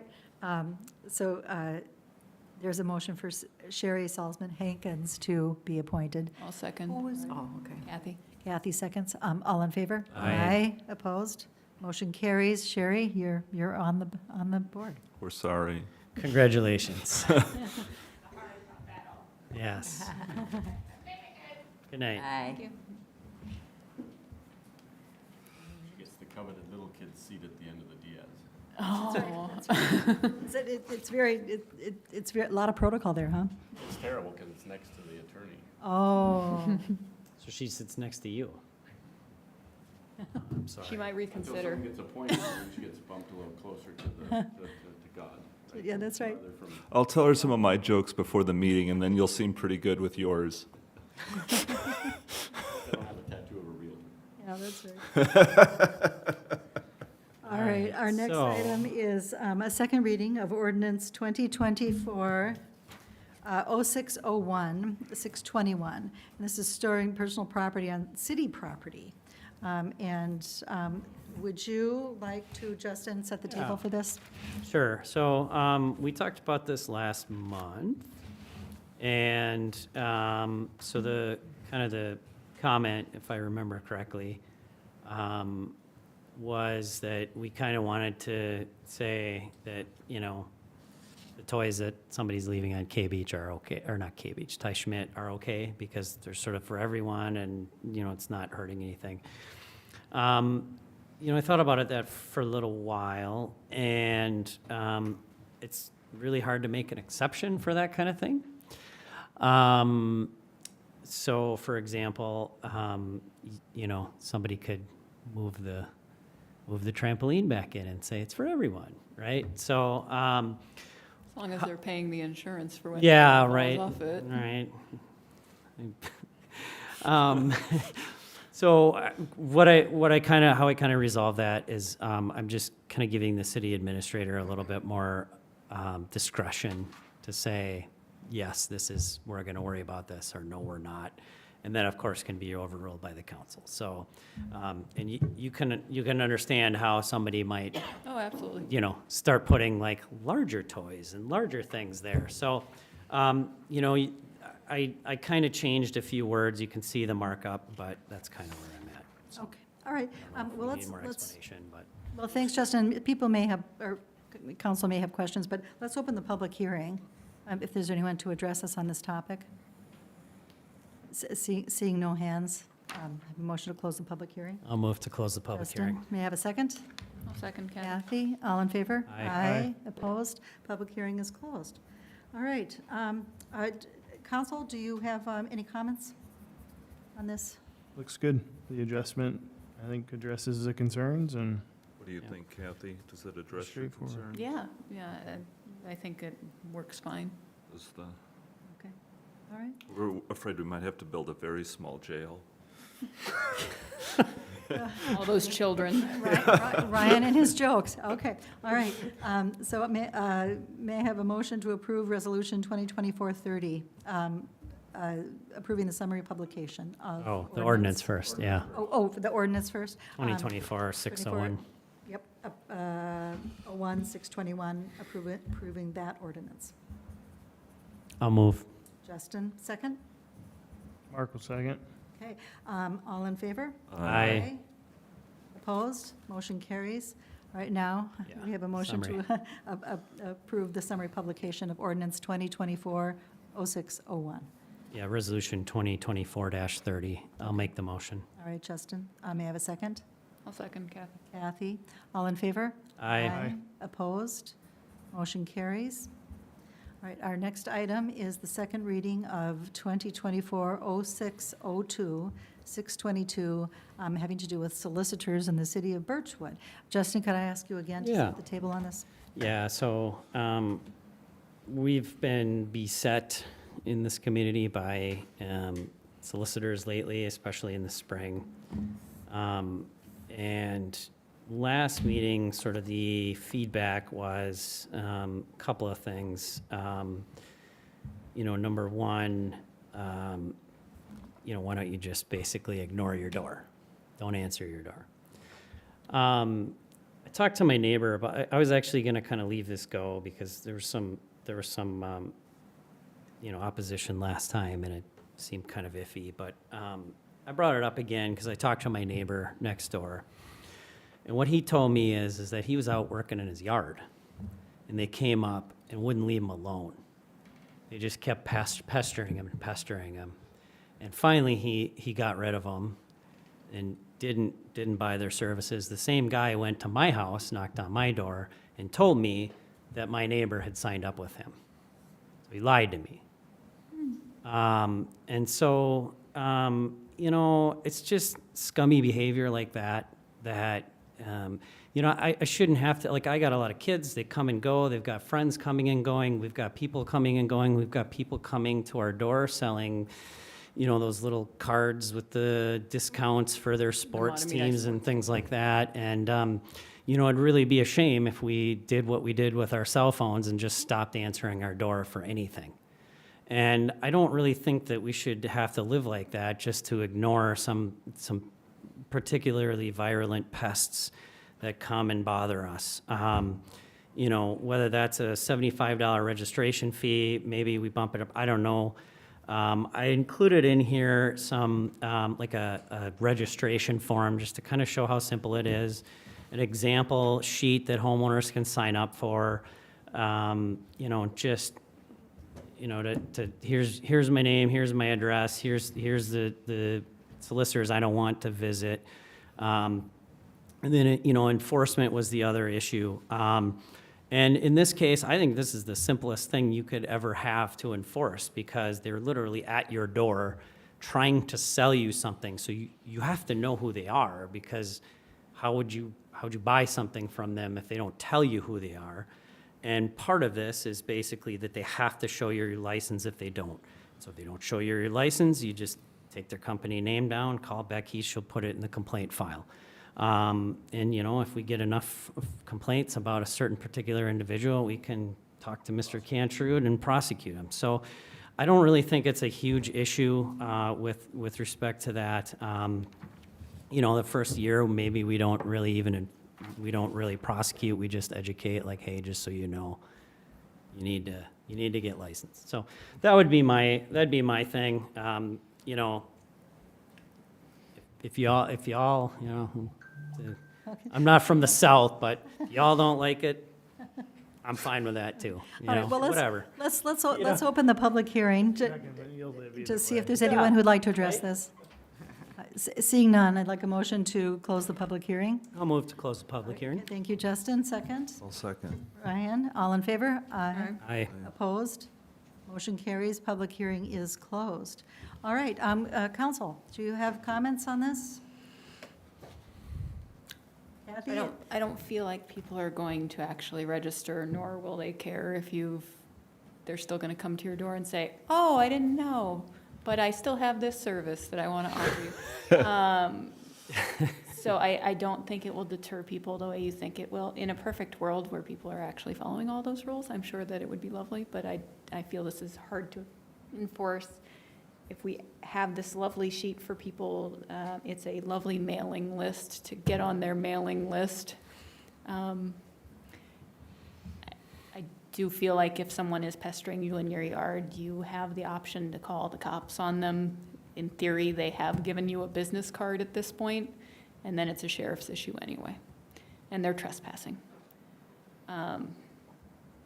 So I like the idea that it would work, but I don't see the feasibility of it actually being useful. Mark, do you have a comment? Yeah, I tend to agree with Kathy. The idea is great, but in reality, I'm most worried maybe about the possible administrative burden. So the consequences, I think, outweigh the potential reward. I don't know. We can't get in the business of being the nuisance police. Every time there's a nuisance that impacts somebody, I just don't think it's going to be a meaningful enough ordinance. And I don't think any business is going to abide by it, so. Brian, do you have a comment? Yeah, guess I have a concern or two too, but I think I'm generally supportive of this because this is very, very common in other cities, and I think the solicitors are used to doing this, and I think they check before they swarm out in their segways to control our swarms. So, I'm supportive of it, but I have to admit I accept that this isn't totally straightforward, but I think I support this. So. Has it been successful in other cities? I guess, do other cities that do this, they get an actual list? They will actually, in some cities, they will actually give these guys an ID card, and they'll go around, like when we lived in St. Paul, they would register, and they would get an ID card, and they would go around and, hey, are you registered? Here's your ID card. That's easier to do in a bigger city. A schedule like this is easier in a small city. Like where we have a list of residents, but, White Bear Lake does this as well, so. Okay. And I don't know that they always adhere to it, but they, this is an advantage we have as a small city too, and that the fee is higher per person, and it may deter a little bit of the Segway swarms too. So. Okay, well, let's vote. May I have a motion to approve ordinance 2024-0602, 622, regulating solicitors? I'll move. Justin. May I have a second? I'll second. Ryan seconds. All in favor? Aye. Opposed? No. All right, motion carries. Next, may I have a motion to approve summary publication? Did you get a vote on that? Did you get the vote on that, Becky? Yeah, I did. Okay. Thank you.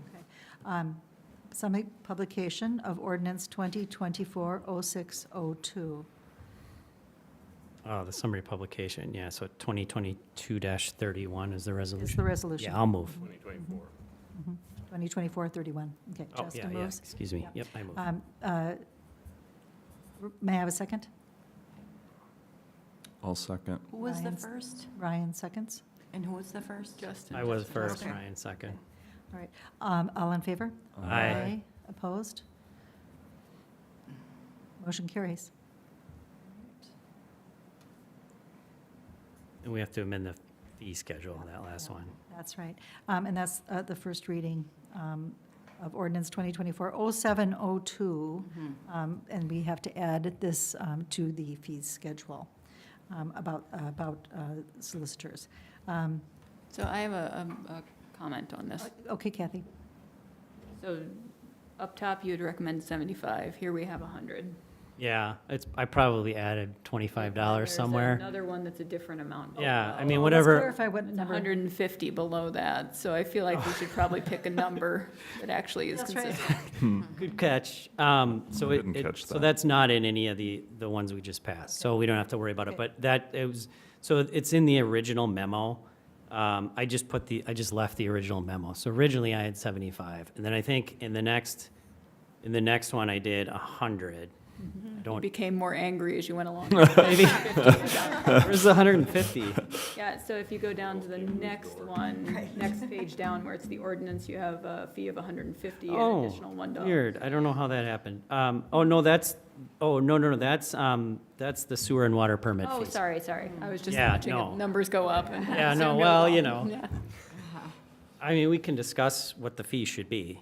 I mean, I'm open to whatever. I thought $75 or $100 was kind of a nice, What's our hourly rate for you guys? Yeah, there isn't one. It depends on the employee. Can we just ask, how much time, Becky, do you think? I think 100 would be good. Let's Yeah, do it. it's a Okay. nice, I mean, we can adjust it if we would. yeah, It's if that it we becomes a offer. burden, let's adjust Yeah. it. Let's just go through our fee schedule again in Okay. late, or this Right. year and do them all, and we'll, Yeah, well, 100, let's put 100 in there Okay. to amend the fee schedule. Okay, thank you for making that comment, Kathy. Any other comments from council? All right, Okay. And this is a first reading for Yeah. this Yep, piece so, of it, yeah. so we will order a second reading. Yeah, I'll move to go to a second reading of ordinance 2024-702, setting the solicitor registration fee at $100. All right, may I have a second? I'll second Kathy. Kathy seconds, all in favor? Aye. Opposed? Motion carries. All right, the next item is the first reading of ordinance 2024-0701, water and sewer permit fee on the schedule. And I think this was a catch that we didn't have that on there, right? And it's on- This was, yeah, I really appreciate Yeah. when you guys bring this stuff up, so. Great. All right, so. But this was the amount we had before, is Yep, that and that we had agreed on, yes, okay. Approved it last month, and we had to amend this month. This month, okay, all right, to get it into the fee schedule. All right, I'll move to approve ordinance 2024-07-01, amending the Right, fee schedule. This is a first reading? Am I Correct. correct on that? It Okay. is. Last month, we just talked about getting it on as. Got it, so we'll got it. order a Second reading. Yeah. Yeah. I have a couple comments, so Okay, before yes. the vote, but I'm happy with the first, I don't have any comments at this, we're looking for a second, I think, so. second. Before we get, I'll second, that's Okay, fine. Ryan, I second, all in favor? Aye. Wait, I'd like to make some comments, Oh, though, yeah, sorry. okay, that's We okay, can- go ahead. I Yes, can make make, a comment. we can have our vote. Yes, no, I no, just let's- would like to make a couple comments on this. Like I said, I'm happy with a Let's first stick- reading, but. Let's stick with protocol and you make some comments. I just want to, I don't want, maybe I don't even pick through this, but is it possible, this ordinance, it doesn't look like it's quite right here. Thank you for putting it together, but the $1 surcharge isn't for supplies, that's a fee we pay to the state. And when I read this last sentence in the said fee is separate and apart from any fee for the actual service inspection provided. It's not clear what such refers to there because there's two fees listed. And it also seems to me like this fee is for the inspection provided. Correct? Am I right on that? So if it's referring to I don't know, the whole thing is confusing and maybe is it possible to just say, let's reword this a little bit and not? I just wrote it based on what I was told. Yeah. Yeah, or- Ryan, yeah, I think we can. Let's order a Okay. second reading and, Let's do our and then second we'll reading make those and, changes. and if you want me to, I can happy proofread it or something if we want to, or I can, I'm just whatever we going off want of to do. what I talked to Manship about. That's Okay. what my understanding is, but. Okay. Just pass this and we'll take care of it between. Let's just take care of it, yeah, I don't want to, it's not a big deal, I just thought it was worth raising, I so. didn't know what the dollar was for, so I assumed it was some just administrative extra. The dollar goes to the Minnesota Department of Labor and Industry to pay for them to update the building codes, Okay. okay, so. all right. I thought it should have a parenthetical, just because. Yeah, I don't have any problem with it, I just trying to get stuff, you know me, so. Yes, you do. I think we have two readings. All right, thank you for And, those, and only one of me, right? thank you for those comments, Ryan. All right, all in favor? Aye. Aye, opposed? All right, motion carries. All right, and now we will order a second reading. Yes? Yes. May I have a Yep. motion to order a second reading and a public hearing? That's what we just On- I thought Oh, we did. That we was did. the We just motion. moved on. that Okay, we just did, sorry. okay, all right. All right. I think I initially said approve, it should have been a Approve the motion thing. Okay, for a second. Okay, great. All right, G, we have, next item is lawn mowing quotes. And I think, Justin, would you like to set the table on this a bit? Sure. So the lawn mowing in Ty Schmidt has been less than stellar this year. I know there's been some challenges with excess rain and it's hard to mow, obviously, when it's rain, it's wet, but it's kind of a reinforcing problem, I suppose. If you don't mow, then the grass gets really long and it never dries out. And, we've had some instances where it looks like a hay field that just got harvested because the grass was so long before it was done. And, Jim's a good guy, I like Jim, but he's just got too much on his plate. And so, we asked Becky last month to kind of talk about, get some quotes. And, yeah, so that's, It's not just Ty Schmidt's either. It's Yeah. lots of other places it is, throughout town. yep. Yeah, you're right. Yeah, and one of the quotes from Spade, and I was the one who had initially contacted that company, and I had just asked for Ty Schmidt, thinking that's kind of our main big area. But of course, the other areas do need attention, but we could either have a service to do all of our mowing, or we could have that done by a company and have Jim and another helper do the rest. I mean, it all depends on how we decide to do it. I don't really have an opinion one way or the other. Yeah. I don't know. I read all the bids and they're Yeah. very confusing to me, but I don't know if somebody. Top green seems to be the. Sorry, what was that, Becky? Top green is 400 for both Ty Schmidt and then 400 for all the other parks. Oh, for all, so 400 and then 400. Okay. Right, I mean, their fall leaf cleanup is And we don't have to do that. How frequently is the top green? top green. Top green, yeah, 400 and 400 is, They had per cut weekly. cut. say on there. Per It cut. says weekly so on I it. guess as often as we want, maybe every week. I mean, at this rate, you need it every freaking week. Yeah, you do. And in fact, like my backyard, I'm doing it twice a week because it's so ridiculous. Wonder if that So works top- like hair, so you top cut it gru- more often. Top green is 800. For everything, for that, Okay. so including our beaches and our parks and. So that'd be Okay. 800 presumably a week or every other week. I say we just assign the nearest council members to do their local parks. I think you're about physically that. closer than I am, just slightly. I know. Please don't joke about that. I don't. And then Becky, quality is, it looks like 825, That's that David Miller. and that's for everything? Or Ty just Ty? Schmidt is 825. Just Ty Schmidt, okay. And then all the other parks are another 825. 825 for everything else, okay. I have a question regarding, Jim is in here too. Are we, Well, he was asked to give a bid, to do the mowing, too, but he's currently an employee, so I assume that his time was already being compensated, right? Yes. Certainly, he would, he has a lot to do, So he's right? thinking this would be in In addition addition. to his, 'cause Exactly. is he 20 hours per week, or Yeah. he's part-time, It's right? 20. It's part-time, yeah. It varies. And who's Doug? Doug Howe, he actually did do Ty Schmidt a couple of years ago. He did a really nice job. Yeah, he's worked several for the years ago. cities before, for the city before. He came in at $50 an hour. Which would be, And which, he is only gonna do it, he said, if he can do everything. all the. The whole thing.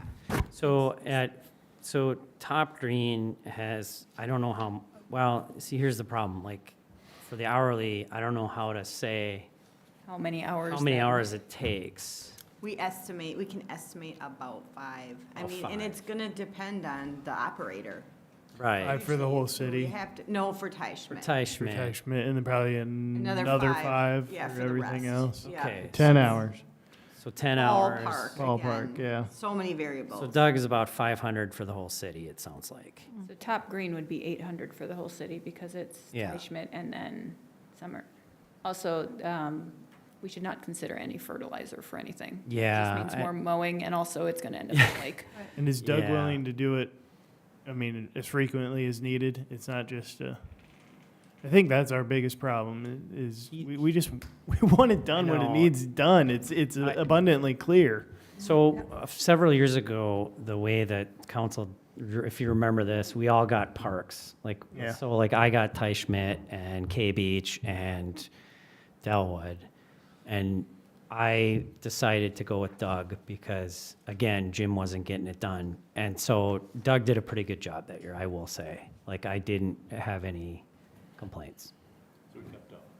He kept Yeah, up. kept up. Yeah, he did keep up. Now, can he keep up doing the whole city? I don't know. But the Just- three down there, which are, I mean, that is kind of a big chunk of it. Does he right? have other big projects, or, I mean, this is his That I don't know. full-time gig, do you know? I don't know, yeah, no, I don't know. Yeah, and it all depends on the kind of equipment they have, too, Yeah. I mean, for instance, Spade, it's 704 for just Ty Schmidt, but, and they'll also blow and, weed whip do that. They're fast. I mean, Oh, they yeah, get in and out of there. That's They get in that and out of too. there, I mean, they so- are doing trimming and blow-off walks and Yeah. lots, so, So it all depends on how quickly and That's time, professionally we too. want it to be done. Yeah, that would take them time too. So I don't know. I'd be okay with either Top Green or Doug. I mean, Jim's rates are competitive, but he doesn't have the time, right? And so, whatever, you know? Yeah. And, Unless we're limiting him on the amount of hours he can actually put in. and this is, you know, this is kind of an in addition, you know, in our budget, right? Yeah. Yeah. So that'd Okay. be I don't know what other people are thinking. Ryan, I don't know, quiet over there.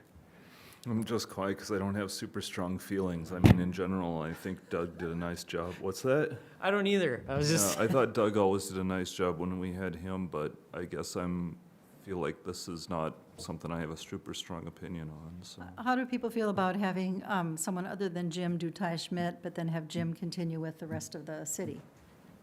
Well, it looks like some of them won't do it if it's not all, though. Is that right? Oh. That some of was them won't Doug do it unless it's Howell. all? Yeah. Oh, Just okay, Doug. said Well, not. Doug said he wants to do the whole thing. Everything or not, or none. Oh, okay, well, And so was it Spade is where they had only done? and, Yeah, you know, Spade will do. and just certainly they do it all. I just They'll didn't do ask, it, I didn't yeah. ask them for a bid on I'm it. sure they would do it. But they had estimated 10 to 13 hours for doing Ty Schmidt alone then, so that would have been the trimming and, well, mowing, trimming, and blowing, because that's listed, and spring, estimated time, or maybe that's just spring cleaning, I'm not sure. Yeah, I wouldn't do the cleanups. Just the mowing? I would just You were do the thinking mowing. just the 704? Unless we specifically need it. Maybe the Parks Committee can look into that. If we need like any specific cleanups, maybe we can recommend that to the council. I don't know, but. Mark, do you have a thought? I don't. Yeah, no, I'm of a similar mind, either Doug or Top Green. Kathy, It did you? kind of boils, I mean, Top Green, I'm guessing it's gonna be boom, boom, in and out. It'll all be done hopefully in a day. Doug, probably wins on rate, so Yeah. it's tough. It's, Well, the rate is also dependent on how long it takes him too, and That's since we true. don't have the estimate of the number of hours, it could take him 10 hours, and then we're then Top Green. I mean, there is something nice to say about like a fixed fee, because you That- know what you're gonna pay. Yeah. Well, Whether they're not mulching or exactly, not. I guess. I mean, the grass could grow super long, and we could end up paying $400 every day.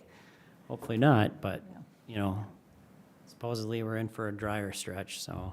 I feel Well, like Top Green is probably, because of the rate per mow as opposed to an hourly rate, it's probably going to end up as a less expensive option in the long run, just due to, also Top Green is gonna blow off the clippings, which we kind of want to have happen anyway with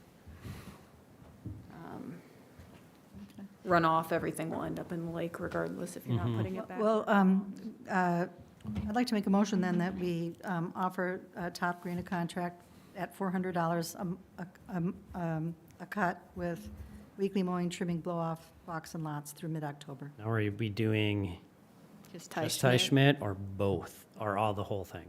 Like Oh, everything? yeah, let's have them do it all.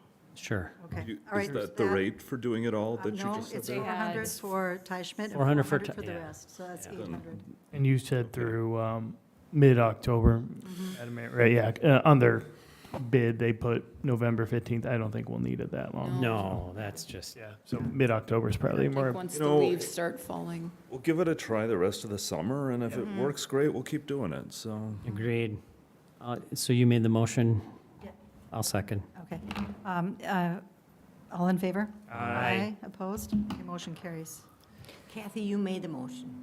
Did I? Margaret made Or it. Margaret, okay. I seconded. Yep, sorry. Good job getting those quotes, Yes, thank you, everyone. Becky. Yep. Nice work. All right, our next item Can I is, clarify one thing? Oh, sure, So sure. on that, we're just doing the summer maintenance for both the city and Ty Schmidt, none of the yes, other. just the summer maintenance. Yeah, none of the rest, none of the other optional Right. fall cleanup, spring Right. cleanup, none of that stuff. Just the mowing. Just the Yes. mowing. Mowing. That's all we Okay. really want to do. That's our starting. Well, mowing, trimming, blow-off walks and lots. That- Yeah, and if the, you know, and if we notice, like, maybe the Parks Committee can monitor it, and if we notice stuff that needs to be done, we can maybe talk about that in the future, but for now, I mean, I think And this depending should be good on enough. Jim's workload, maybe that's something where he could pick up that other maintenance too as well. Yeah, I mean, Depends that's- on what he has that's really going what we on. want to get done is like, there's so much maintenance that needs to be done That we have a backlog he on. can now tackle. Trimming, things like that, Yep. around the stop signs, things like that. Yeah. Okay, Mm-hmm. great. All right, our next item is ash path fence quotes. What And, page does that start on? and Sorry. Justin, I think, would you like to?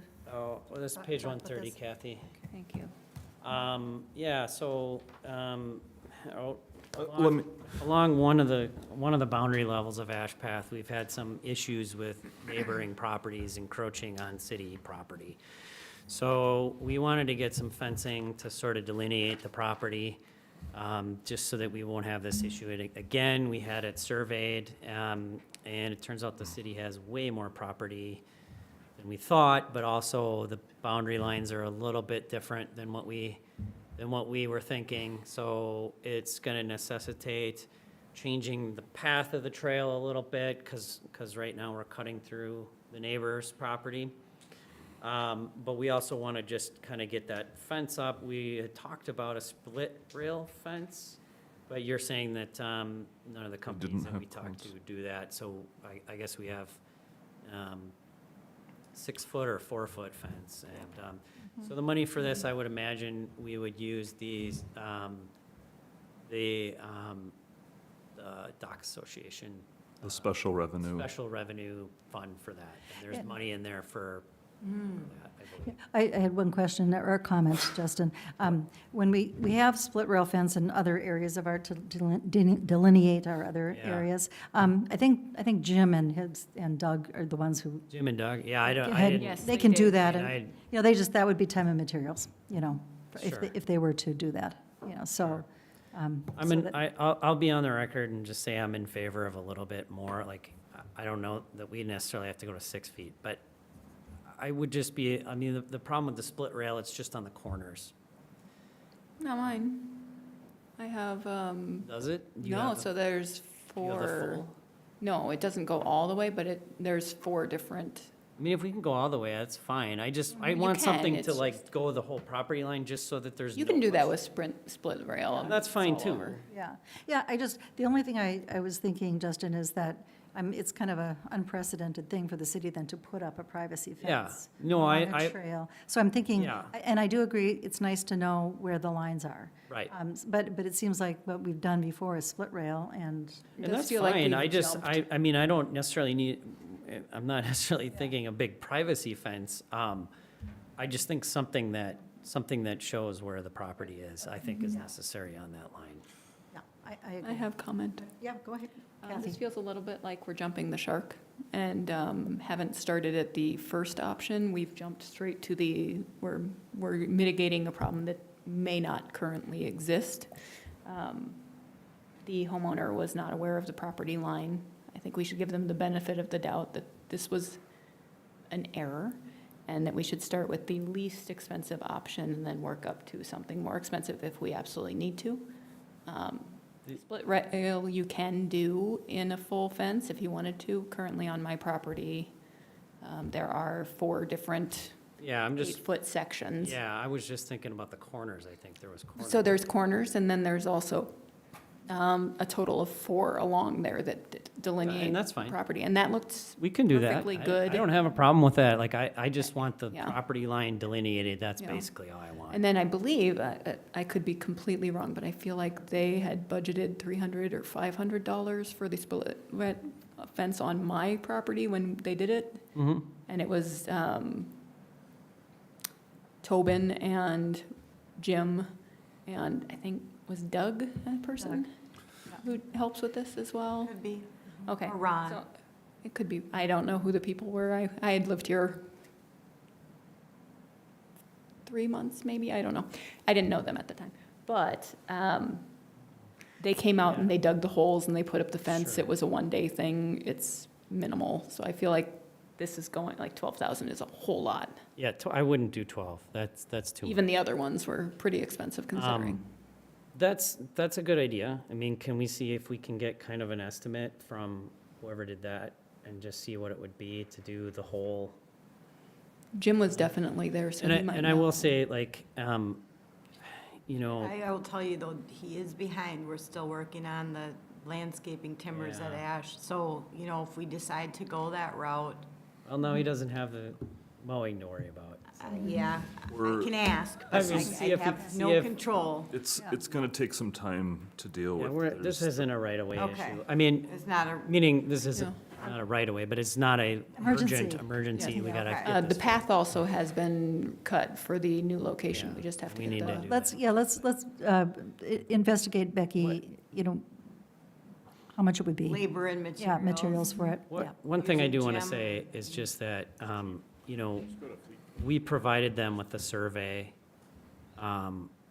many months ago. And even though the survey clearly showed the encroachments, we had to send kind of a nasty letter to them to get them to move one item. There's still stuff there. So, I don't know. I mean, to me, that If we we need need to, we something can put, to delineate that property line. we can make sure that the split rail fences are the correct distance apart from each other, so you can add the railing in if we need to later. Yeah, I mean, that think would be, That would be my preference. that would be my preference, is to get something just, hey, And this then it's a this is where the solid all line the way is. across, but still matches the look and the aesthetic of the other ones. Yeah, All right, okay, agreed. all right, sounds good.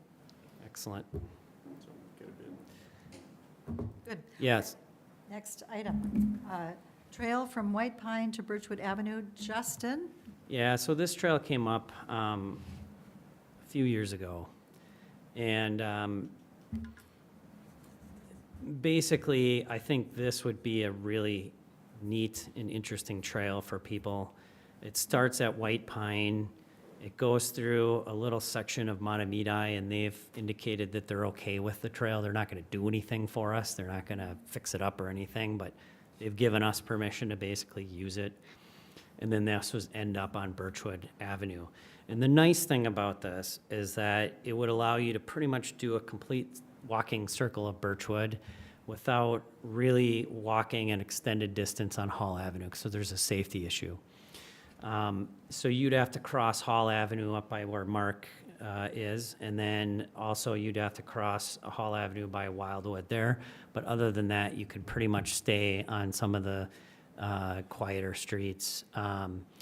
And I'm not saying that we go ahead and do this necessarily right now, but what I'm asking is that we get sort of a legal status of the entrances and the exits. The entrance, I believe, is city-owned property. That's what it says on the Washington County GIS website. So presumably we own that. And I believe the exit is as well. But I just want to get Mr. Cantor to spend 10, maybe half an hour of your time and just confirm that, just so that we aren't overstepping our legal bounds. So, I did, for what it's worth. you did. I've already spent the time. Oh, great. And This is right away, so it was platted, and whether it's used or not, it's still platted that way.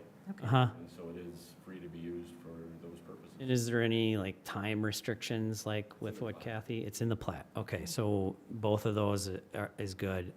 This was brought up, if you recall, because one of the folks that's close by there Yeah. was concerned because that right-of-way was basically not used and was Right. right in their backyard, if you remember. Right, yeah, yeah, And so I looked into it a little bit when I was talking to the homeowners. Okay. So all right. As long as you have permission to go through Yep. that vacant spot I- in Monterita, I think. Yeah, I will say that the resident at the entrance wasn't too particularly happy about it, but, I mean, for me, of all the trails that we could do, this, to me, seems to make the most sense. I think, I walked back there, it's gonna take some work, but I did walk back there, and it's a really neat area. It's a real neat, little forest back there with a lot of mature trees and some nice walking area. Justin, Yeah. this trail would have to go through Matamidi property. Yep. And my understanding is Matamidi is kind of like, we're fine with it, we're fine if you don't do it, we don't care, but we are going to probably, I think the next steps to me seem like get a survey, Yeah. get a survey of the other Birchwood part, and then how do we go forward with dealing with the Matamidi part? Do we need to have that surveyed as well? And do we need to coordinate with Matamidi? Because I would kind of like to move this forward. I think this Yeah, I is don't know. great. And Well, I I think- bet they would let us survey it. We probably should Yeah. just ask them, but maybe we should put something together for next mean- meeting, just to authorize a survey. Maybe we just see. What's that? is- Say, Alan, oh, I'm sorry. You can I go was ahead, just but going to ask, hear I what mean, Alan- maybe the first step is to see if the council is interested in pursuing this trail or not. Okay. You know what I mean? Because no one is interested if people are just like, oh, Is this the one No, that thanks. the couple came in? yeah. That's a different one. No. Because That, theirs yeah, was on yeah. Hall, wasn't it? Yeah, that was on right. Hall. Yep. That is the one on Hall. You can see in my little diagram, it's between 540 and 580. I think this would use part of that same trail, Margaret, but Yes. I can't be sure. Yeah, so. But it does not use their driveway, is that right? So this we would be would a- have to check and see where exactly, because some of this Birchwood Road is like, I mean, it's used by Paul, but he Sure. was okay with it. Paul is okay with it. But we'd want to double check with him. Kathy, it's Highwood Road is what that other path is called. And the driveway is on Hall Avenue. Yeah. Okay, that's what I was thinking it was, so I was like, I was Yeah, that's not their And driveway. and we still haven't dealt with that issue. Or Alan, it's not on the agenda, but maybe we can deal with it in August. And I can maybe help you a little bit. Yep. If you see that small strip that goes through those two parcels that Justin just mentioned, that's undeveloped right of way. So technically, where it was platted, there was supposed to be a street in there. And so because of the way Birchwood developed, that's not what happened. You didn't need to use it for right of way. As stated before, their access, if you want to call it that, to the street is facing Hall Avenue. Where it was oriented before, you would have it perpendicular, and it would have dumped out on that little Highwood Street. okay. And it never happened that way. So now it's just undeveloped right of way. Whether or not you wanted to use it as a cut through and develop it or abandon it, the section in black that Justin's talking about, that's still right of way and it's dedicated.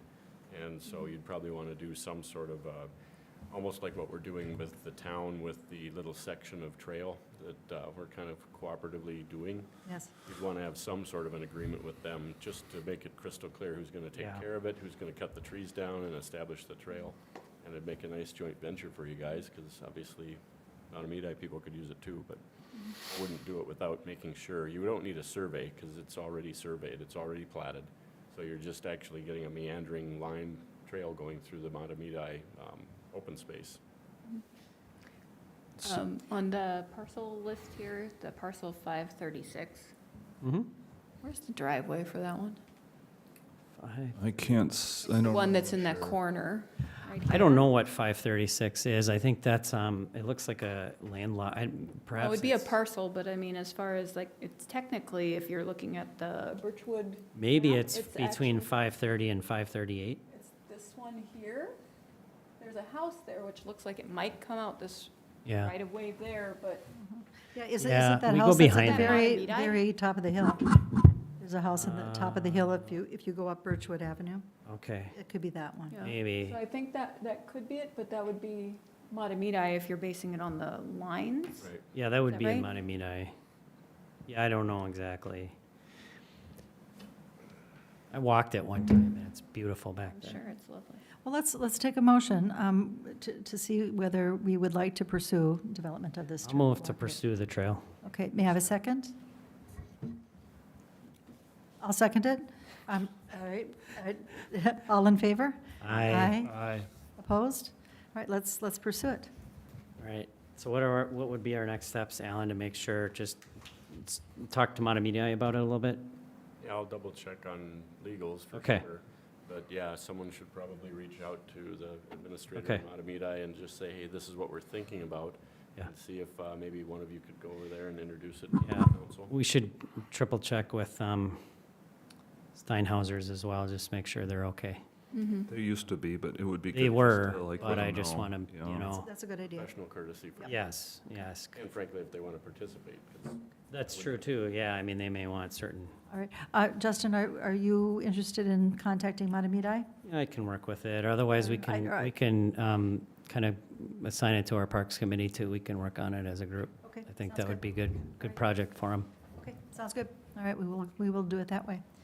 All right, our next item is 131 Wildwood.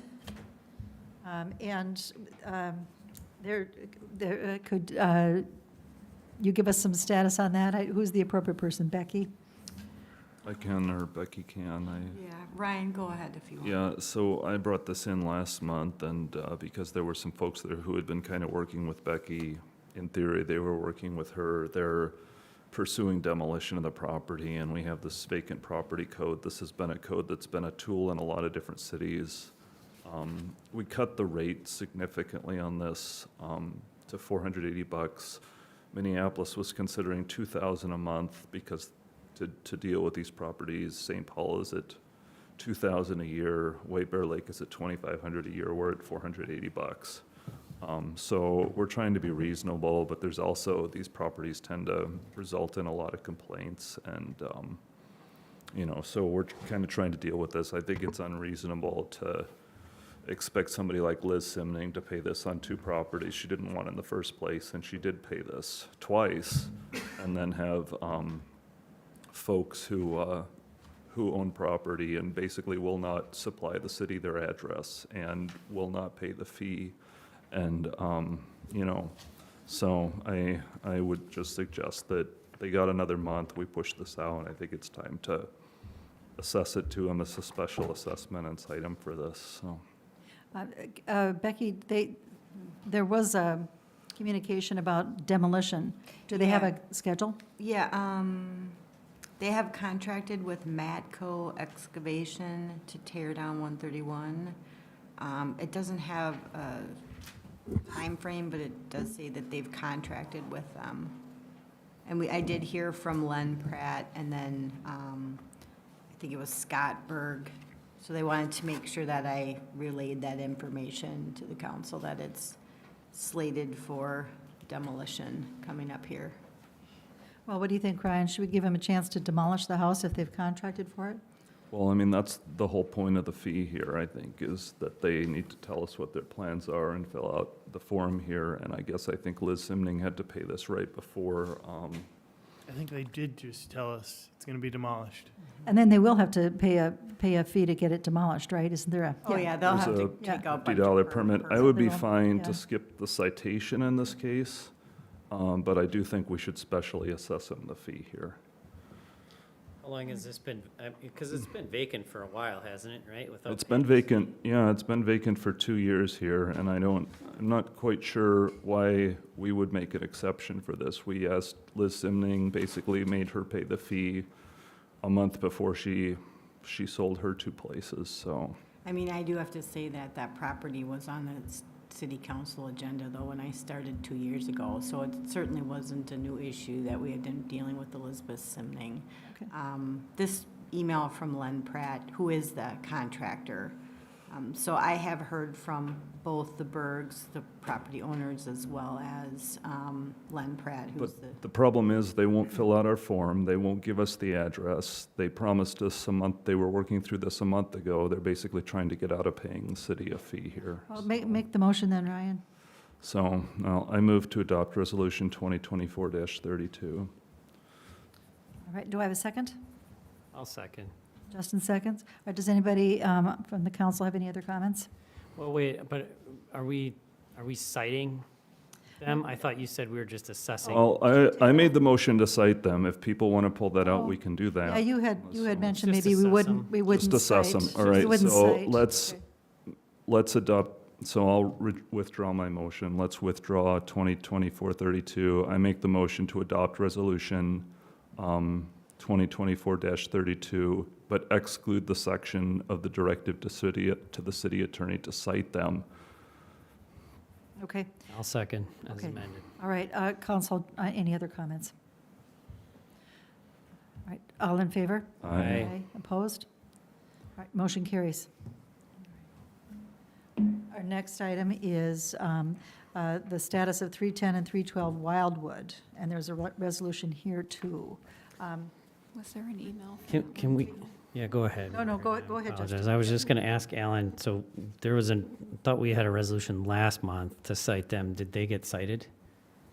I can fill in a couple of blanks. Some of the concerns that you had, apparently there was a lighted sign there, and I hope that's been addressed.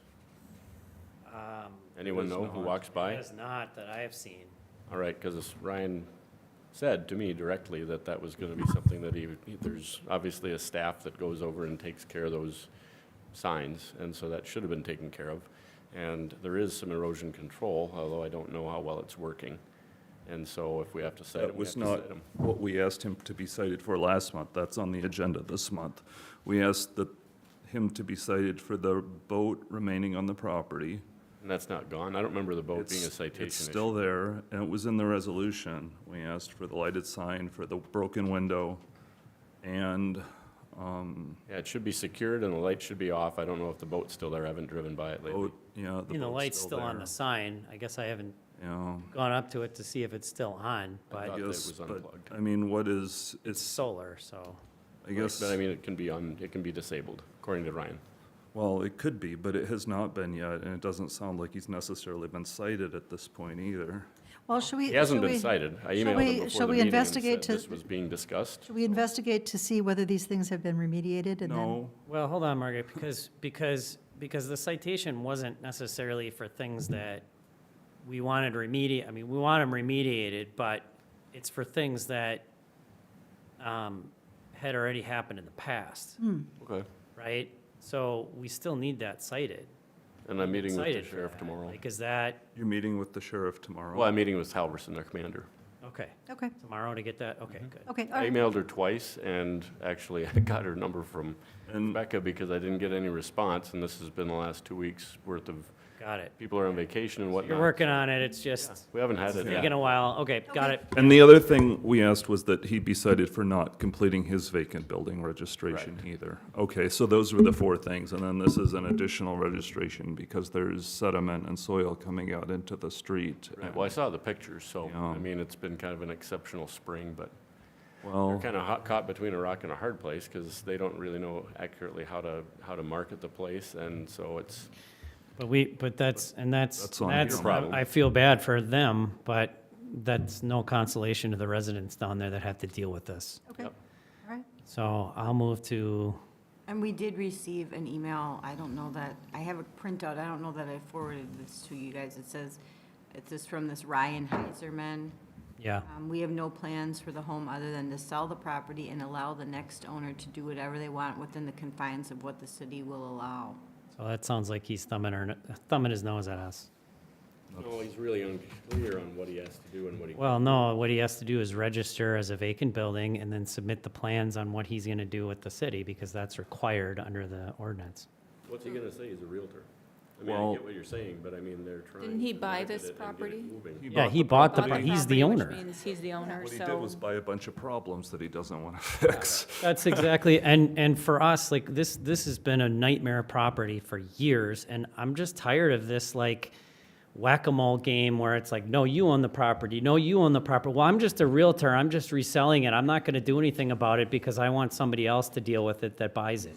No, Well, you so bought he the also- property, it's your problem now, you follow the rules. All right, let's make a motion on this. I'll move to pass resolution 2024-33. This is enough. I'm fed up. May I have a second? I'll second. All right, all in favor? Aye. Opposed? All right, So we should expect to see some action on this by next month, Alan. We should. Yeah, I'm gonna call Okay, Sarah well, tomorrow. Like I said, it just took me a while to get to her. I appreciate it. Thank I you don't very know who much. she's gonna So, assign, but Yeah. one of our contract deputies. okay, So, appreciate it. Thank Got a you. lot to talk to Sarah tomorrow. that's right. She's very Well, it's nice. three. Okay, yeah, yeah. we've got another issue that's not on the agenda. Yeah, 3. Okay, yes, yes, okay, yeah. The little brown SUV will be making its way through the Okay, city. excellent, okay, thank you. All right, our next item is, Let me know when and where so I can, Get your binoculars and go up and. no, just so that I, temporary no parking signs on south side of Wildwood Avenue between Ash Path and Highway 120. This is item L. All right, and Ryan and I had talked about this, but go ahead, Ryan, why don't Yeah, you, I you just- explain what the need is here? So there's a bunch of construction there. The road had been blocked a bunch of times. I don't want anything from the council, though if you want to object to this, you could probably do so, but there have been a lot of complaints from residents, and I know that opinions are kind of mixed, but a lot of people really appreciate kind of the one-sided no parking there, so the construction crews still seem to have a place to park. People seem to get through. There were a number of half-day, 2-3-hour blockages where emergency vehicles couldn't get through, and the sheriff was preparing to ticket people.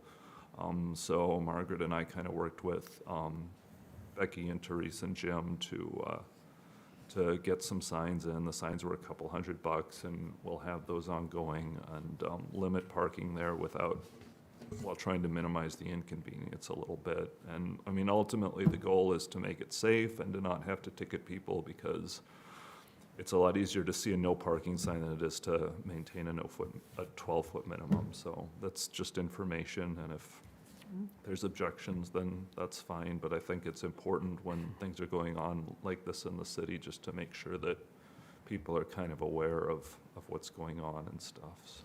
Yeah, thank you, Ryan and Becky, for facilitating, and Jim, this. Any comments? needed. Any comments from council? Much needed. You got to get emergency vehicles through. I know people are concerned about getting the construction done, but, you know, how would you feel if that was your loved one that, you know, they couldn't get the ambulance through? So, got to get it through, so. All right, thank you. All right. And our next item is, you know, let's talk about the item we added about Marcus's question about what to do with excess gravel after road construction project is finished. So we don't have to decide this tonight, but it's on the agenda so that we can think about it, talk about it. Yeah. You want to? Yeah, I don't know if there's a place in the city that we want to pile up gravel. That's the question. Yeah, I mean, But it is would we, like Polly's Park there? Polly's Park needs It something needs bad. something, Whether yeah. it's rock or mulch, it definitely needs Mulch just something. gets washed You away might- there 'cause might- it's If the already- rock would work, Yeah, that would be my- a great My place. thought on Polly's Park eventually is like a boardwalk Oh, over that section, you know?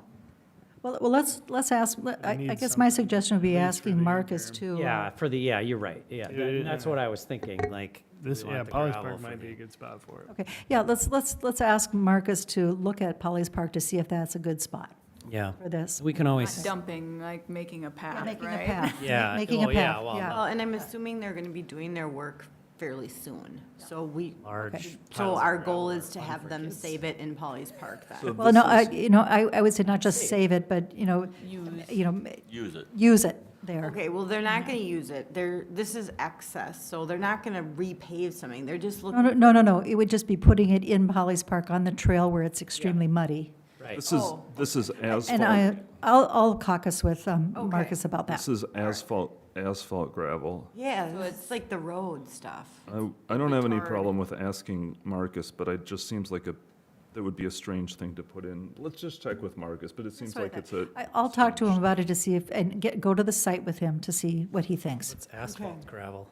Well, it just has means tar that it's mixed got a in. bunch of tar in it. It's and stuff. tar and. Sure, I don't think that's what he's referring to as the I think it's excess extra gravel. gravel. I don't think it's, It's excess base. it's just Yeah, base. If it's excess base, that might be a little different. No, it's but not the It tar. sounds like, but I mean, it sounds like to me, we've basically, Well, let's just check and see what exactly it is. Okay. Why don't I talk to Marcus and find out I'm what the. not sure we want a the whole bunch thing of is.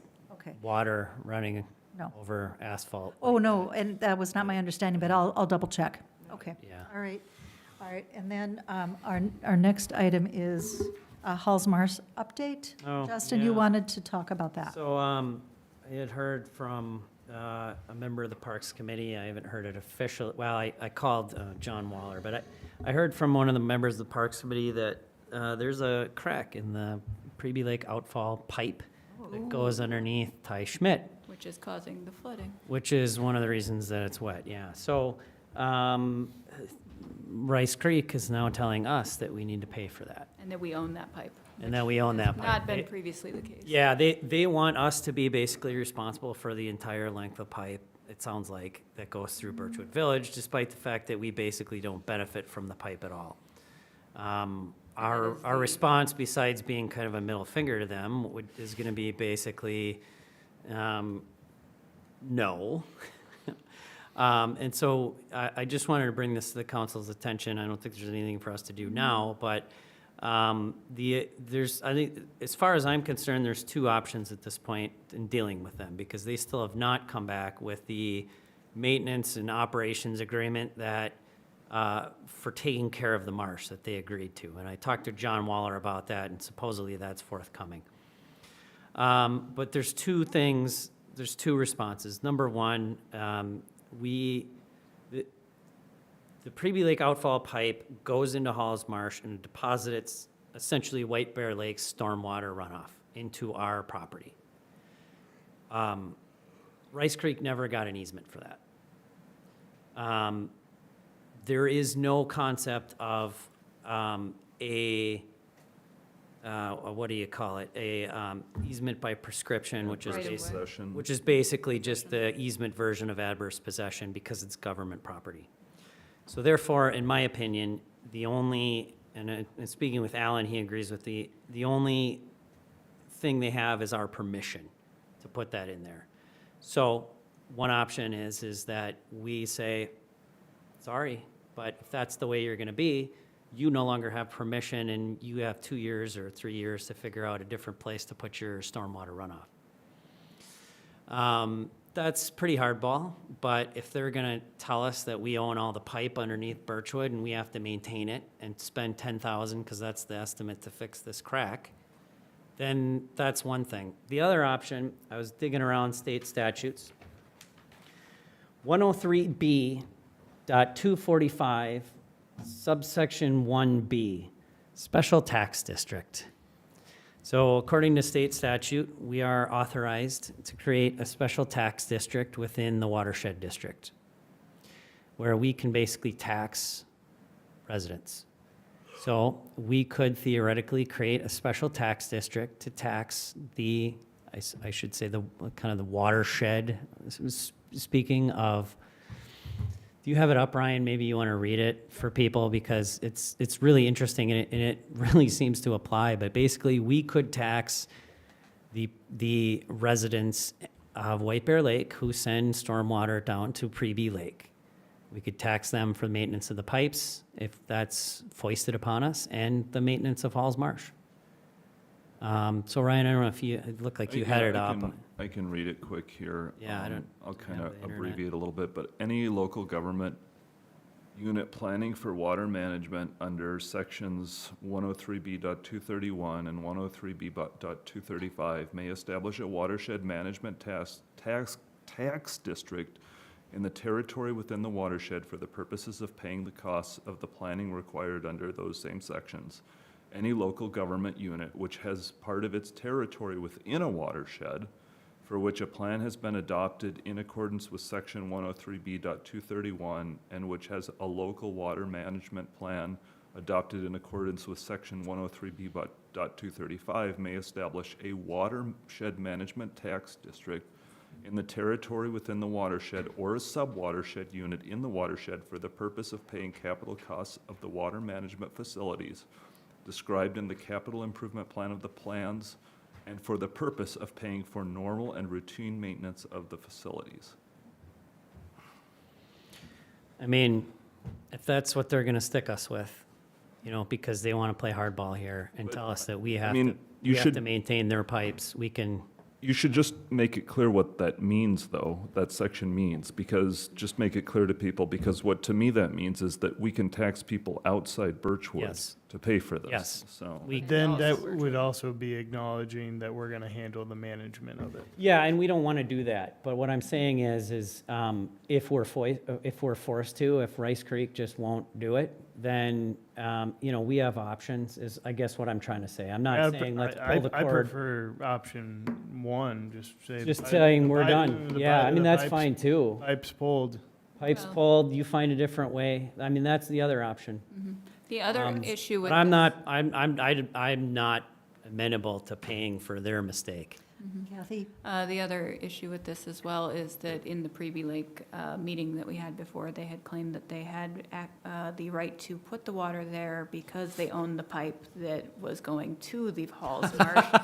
So, since they claimed that they owned the pipe for that, but not for this, I feel like I feel like they're can't have talking it outside both ways. sides of their mouths. Yeah. And it was actually a member from the Rice Creek watershed who actually was the individual who had said that we own this pipe and therefore we need to fix it. So It is not the same individual because they have an amazingly high turnover Yeah, over at Rice Creek. So yeah, we get that would different be something they stories. need to determine who actually owns that pipe, because in either case, they either don't own it and it's ours and we can remove it, or they do own it and then they're paying for fixing it and also maintaining the marsh. Yeah, we haven't heard officially from Rice Creek, but I did talk to John Waller about it, and he did talk to his staff, and that's the message that came back. And their excuse is basically like, wow, we have like one drain or something like that in Ty Schmidt, and so therefore we're gonna have to pay for the whole thing, and it's just That we do? ridiculous. That doesn't work and doesn't really do Well, anything, it's, so. the pipe is crushed, so how is it drained? Yeah, it doesn't drain anything, so. Yeah, is there no sense of urgency to fix the pipe? No, they don't care. I mean, it Well, took, they're it took claiming them, that it that's took what them, it like, we had to go get Washington County, Conservation District. no, the Washington County managers Oh, yes. involved when the pipe, the outlet from Halls Marsh to White Bear Lake was clogged and needed to be replaced, and they refused to do it until basically the White Bear Lake, or not White Bear Lake, Say- Washington County got involved and basically told them they have to do it. Say again, what was clogged? The outlet from Halls Marsh into White Bear Lake was Oh. completely clogged. So, It wasn't functioning at all. But that was backing up in. It was into- backing Halls up into Marsh Halls was Marsh, and so I'm just saying that, like, they Oh. have a poor track record of Oh, fixing oh, their it was projects. it was filling into Yeah. Halls Marsh, but not empty, okay. It wasn't emptying, yep. So Justin, what are your next steps? Right now, we're just waiting, but I just thought I'd update the council on the ridiculousness of Rice Creek and but I just wanted to share the good news that I think we have two pretty good options that, I don't think they're gonna like either one of them. And so, I think we have some pretty good leverage here, and I think and next time that we get something from them, I think we need to send a pretty strongly worded letter saying that you either reconsider that decision or we're gonna pull one of these things, and you're not gonna like either one of them, because you're gonna hear from a lot of angry residents from White Bear Lake asking you why you're not fixing that. So, it is what it is. I mean, we don't have the money to maintain that much pipe. We don't have the money to maintain also don't Halls, benefit from it. Halls Marsh when we get no benefit from it. None. We get no benefit. I mean, at least the trail, the Lake Links Trail that, we didn't have, I mean, at least our residents can get benefit from that. We get nothing from this. So I don't they even can, think it ties into any of our, like, we have one drain in Ty Schmidt that. yeah, and one in actually Polly's tie- Park, and that's it. So. All right, well, all right, thank you, Justin. Yeah, for so, your I mean, continuing bad management of news, this. but also good news that we have options, and I wanted to just bring that to everyone's attention, so was if an I get hit interesting by a email. bus, knock on wood, that people know that there's options. Thank you.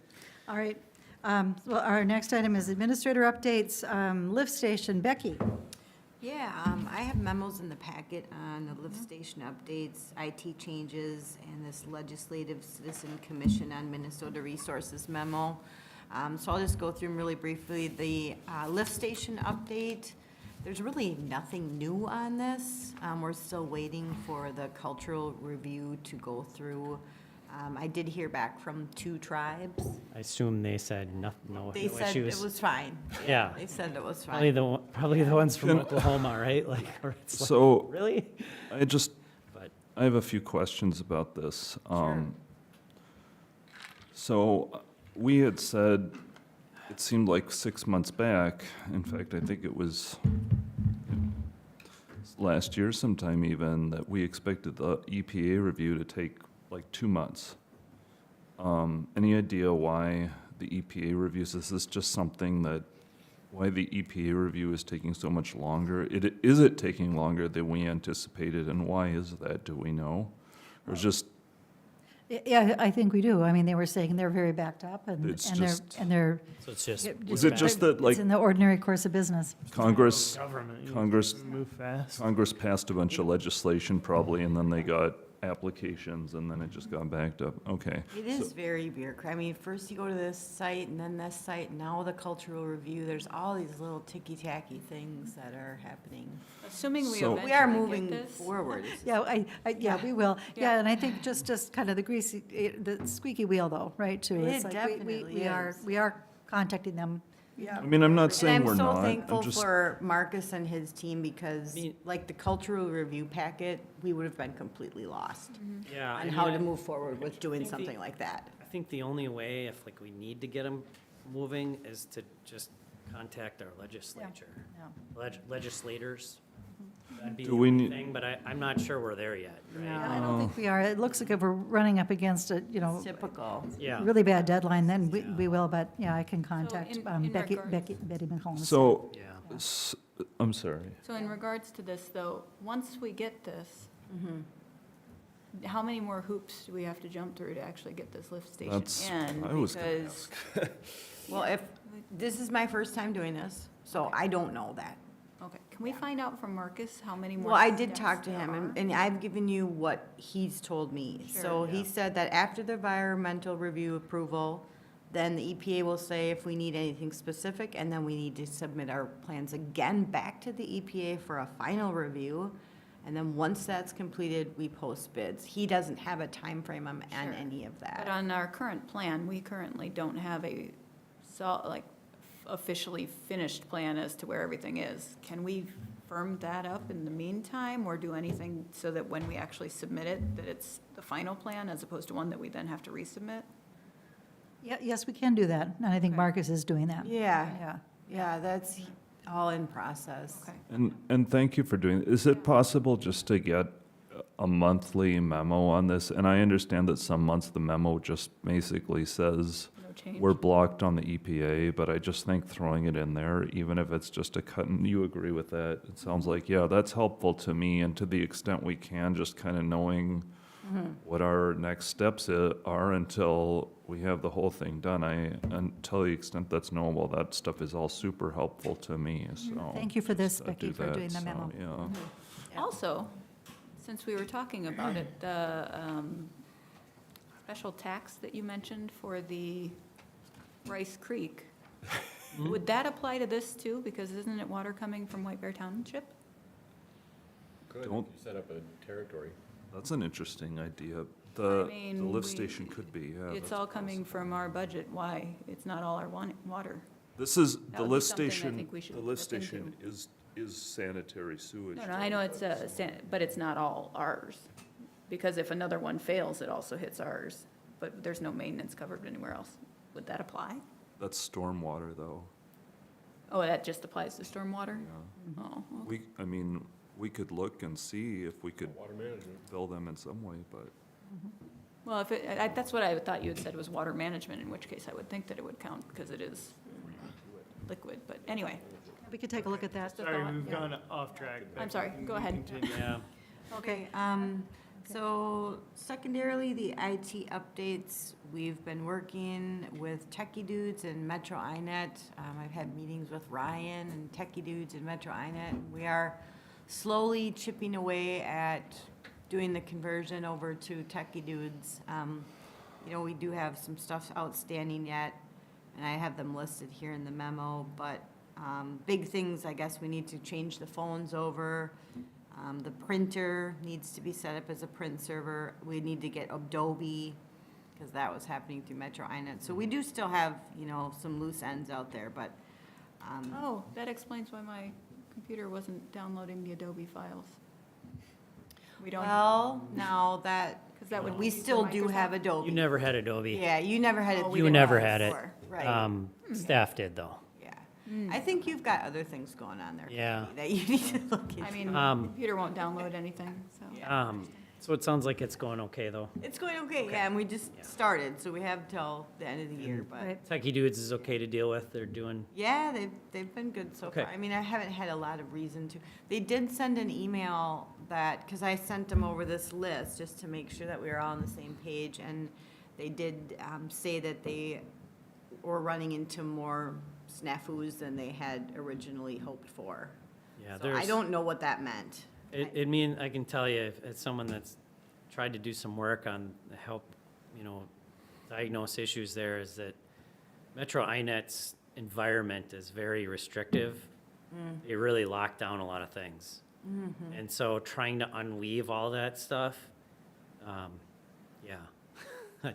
I mean, you can't even install an application on those computers Right, no, without, like, I couldn't even get OneDrive to install without having to call them and get permission to install, yeah. which, I mean, Oh my gosh, I just thought of something, I can print from home, yeah, probably now. yeah. Because I print to the office and I. Yeah, I think we'll see a lot more flexibility. Yeah. yeah, Yes, exactly. I mean, yes. we'll be able to set up those types of things, so, all right, thanks, Becky. Do we want to get some quotes for phone service?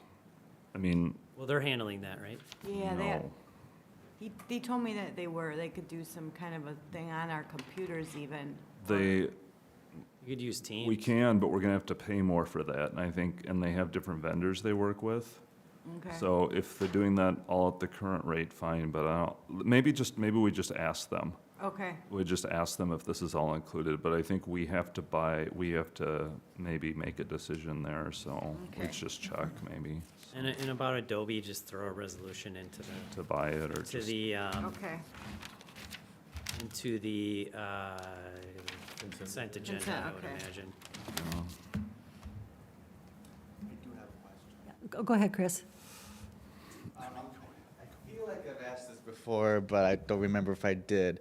Will this affect anything? Is this something we can ask Techie Dudes? What would it affect on our live stream side between the broadcast from here to SEC or to YouTube? Like, how would that affect on the AV end? Let's take that Let's- offline, maybe. Yeah, Yeah. we'll ask ask Techie that. Dudes and Yeah. involve you. Okay. Cool. Thank you, Is Chris. this the connectivity to RAM Washco cable? That's part of it, yeah, but Okay. let's take that offline. Okay. 'cause Yes, I- some I of this imagine I just really having don't even internet. know what it is. I would imagine they just have internet, and that should work, but I don't know for sure. Okay, But, okay. so that's that one. And then what was the last one about this? Legislative Citizen Commission on. Yeah, so I looked Resources. into this, and they do have opportunities. There wasn't a whole lot on the website currently because they ended the RFP process for 2025. But I did get on their mailing list, so opportunities that come up in the future, we will be apprised to. All right. Thank you, Becky. You're welcome. All right, I think that is it. Thank you, everybody, for your patience. Move to adjourn. And yes, and I second that motion. All in favor? Aye. Oh, Becky, Oh. wait, Got did it. you have Yep, something? yep. No, I got it. Okay, Okay. all in favor? Aye. Opposed? Meeting adjourned. Thank you, everybody. I want to know.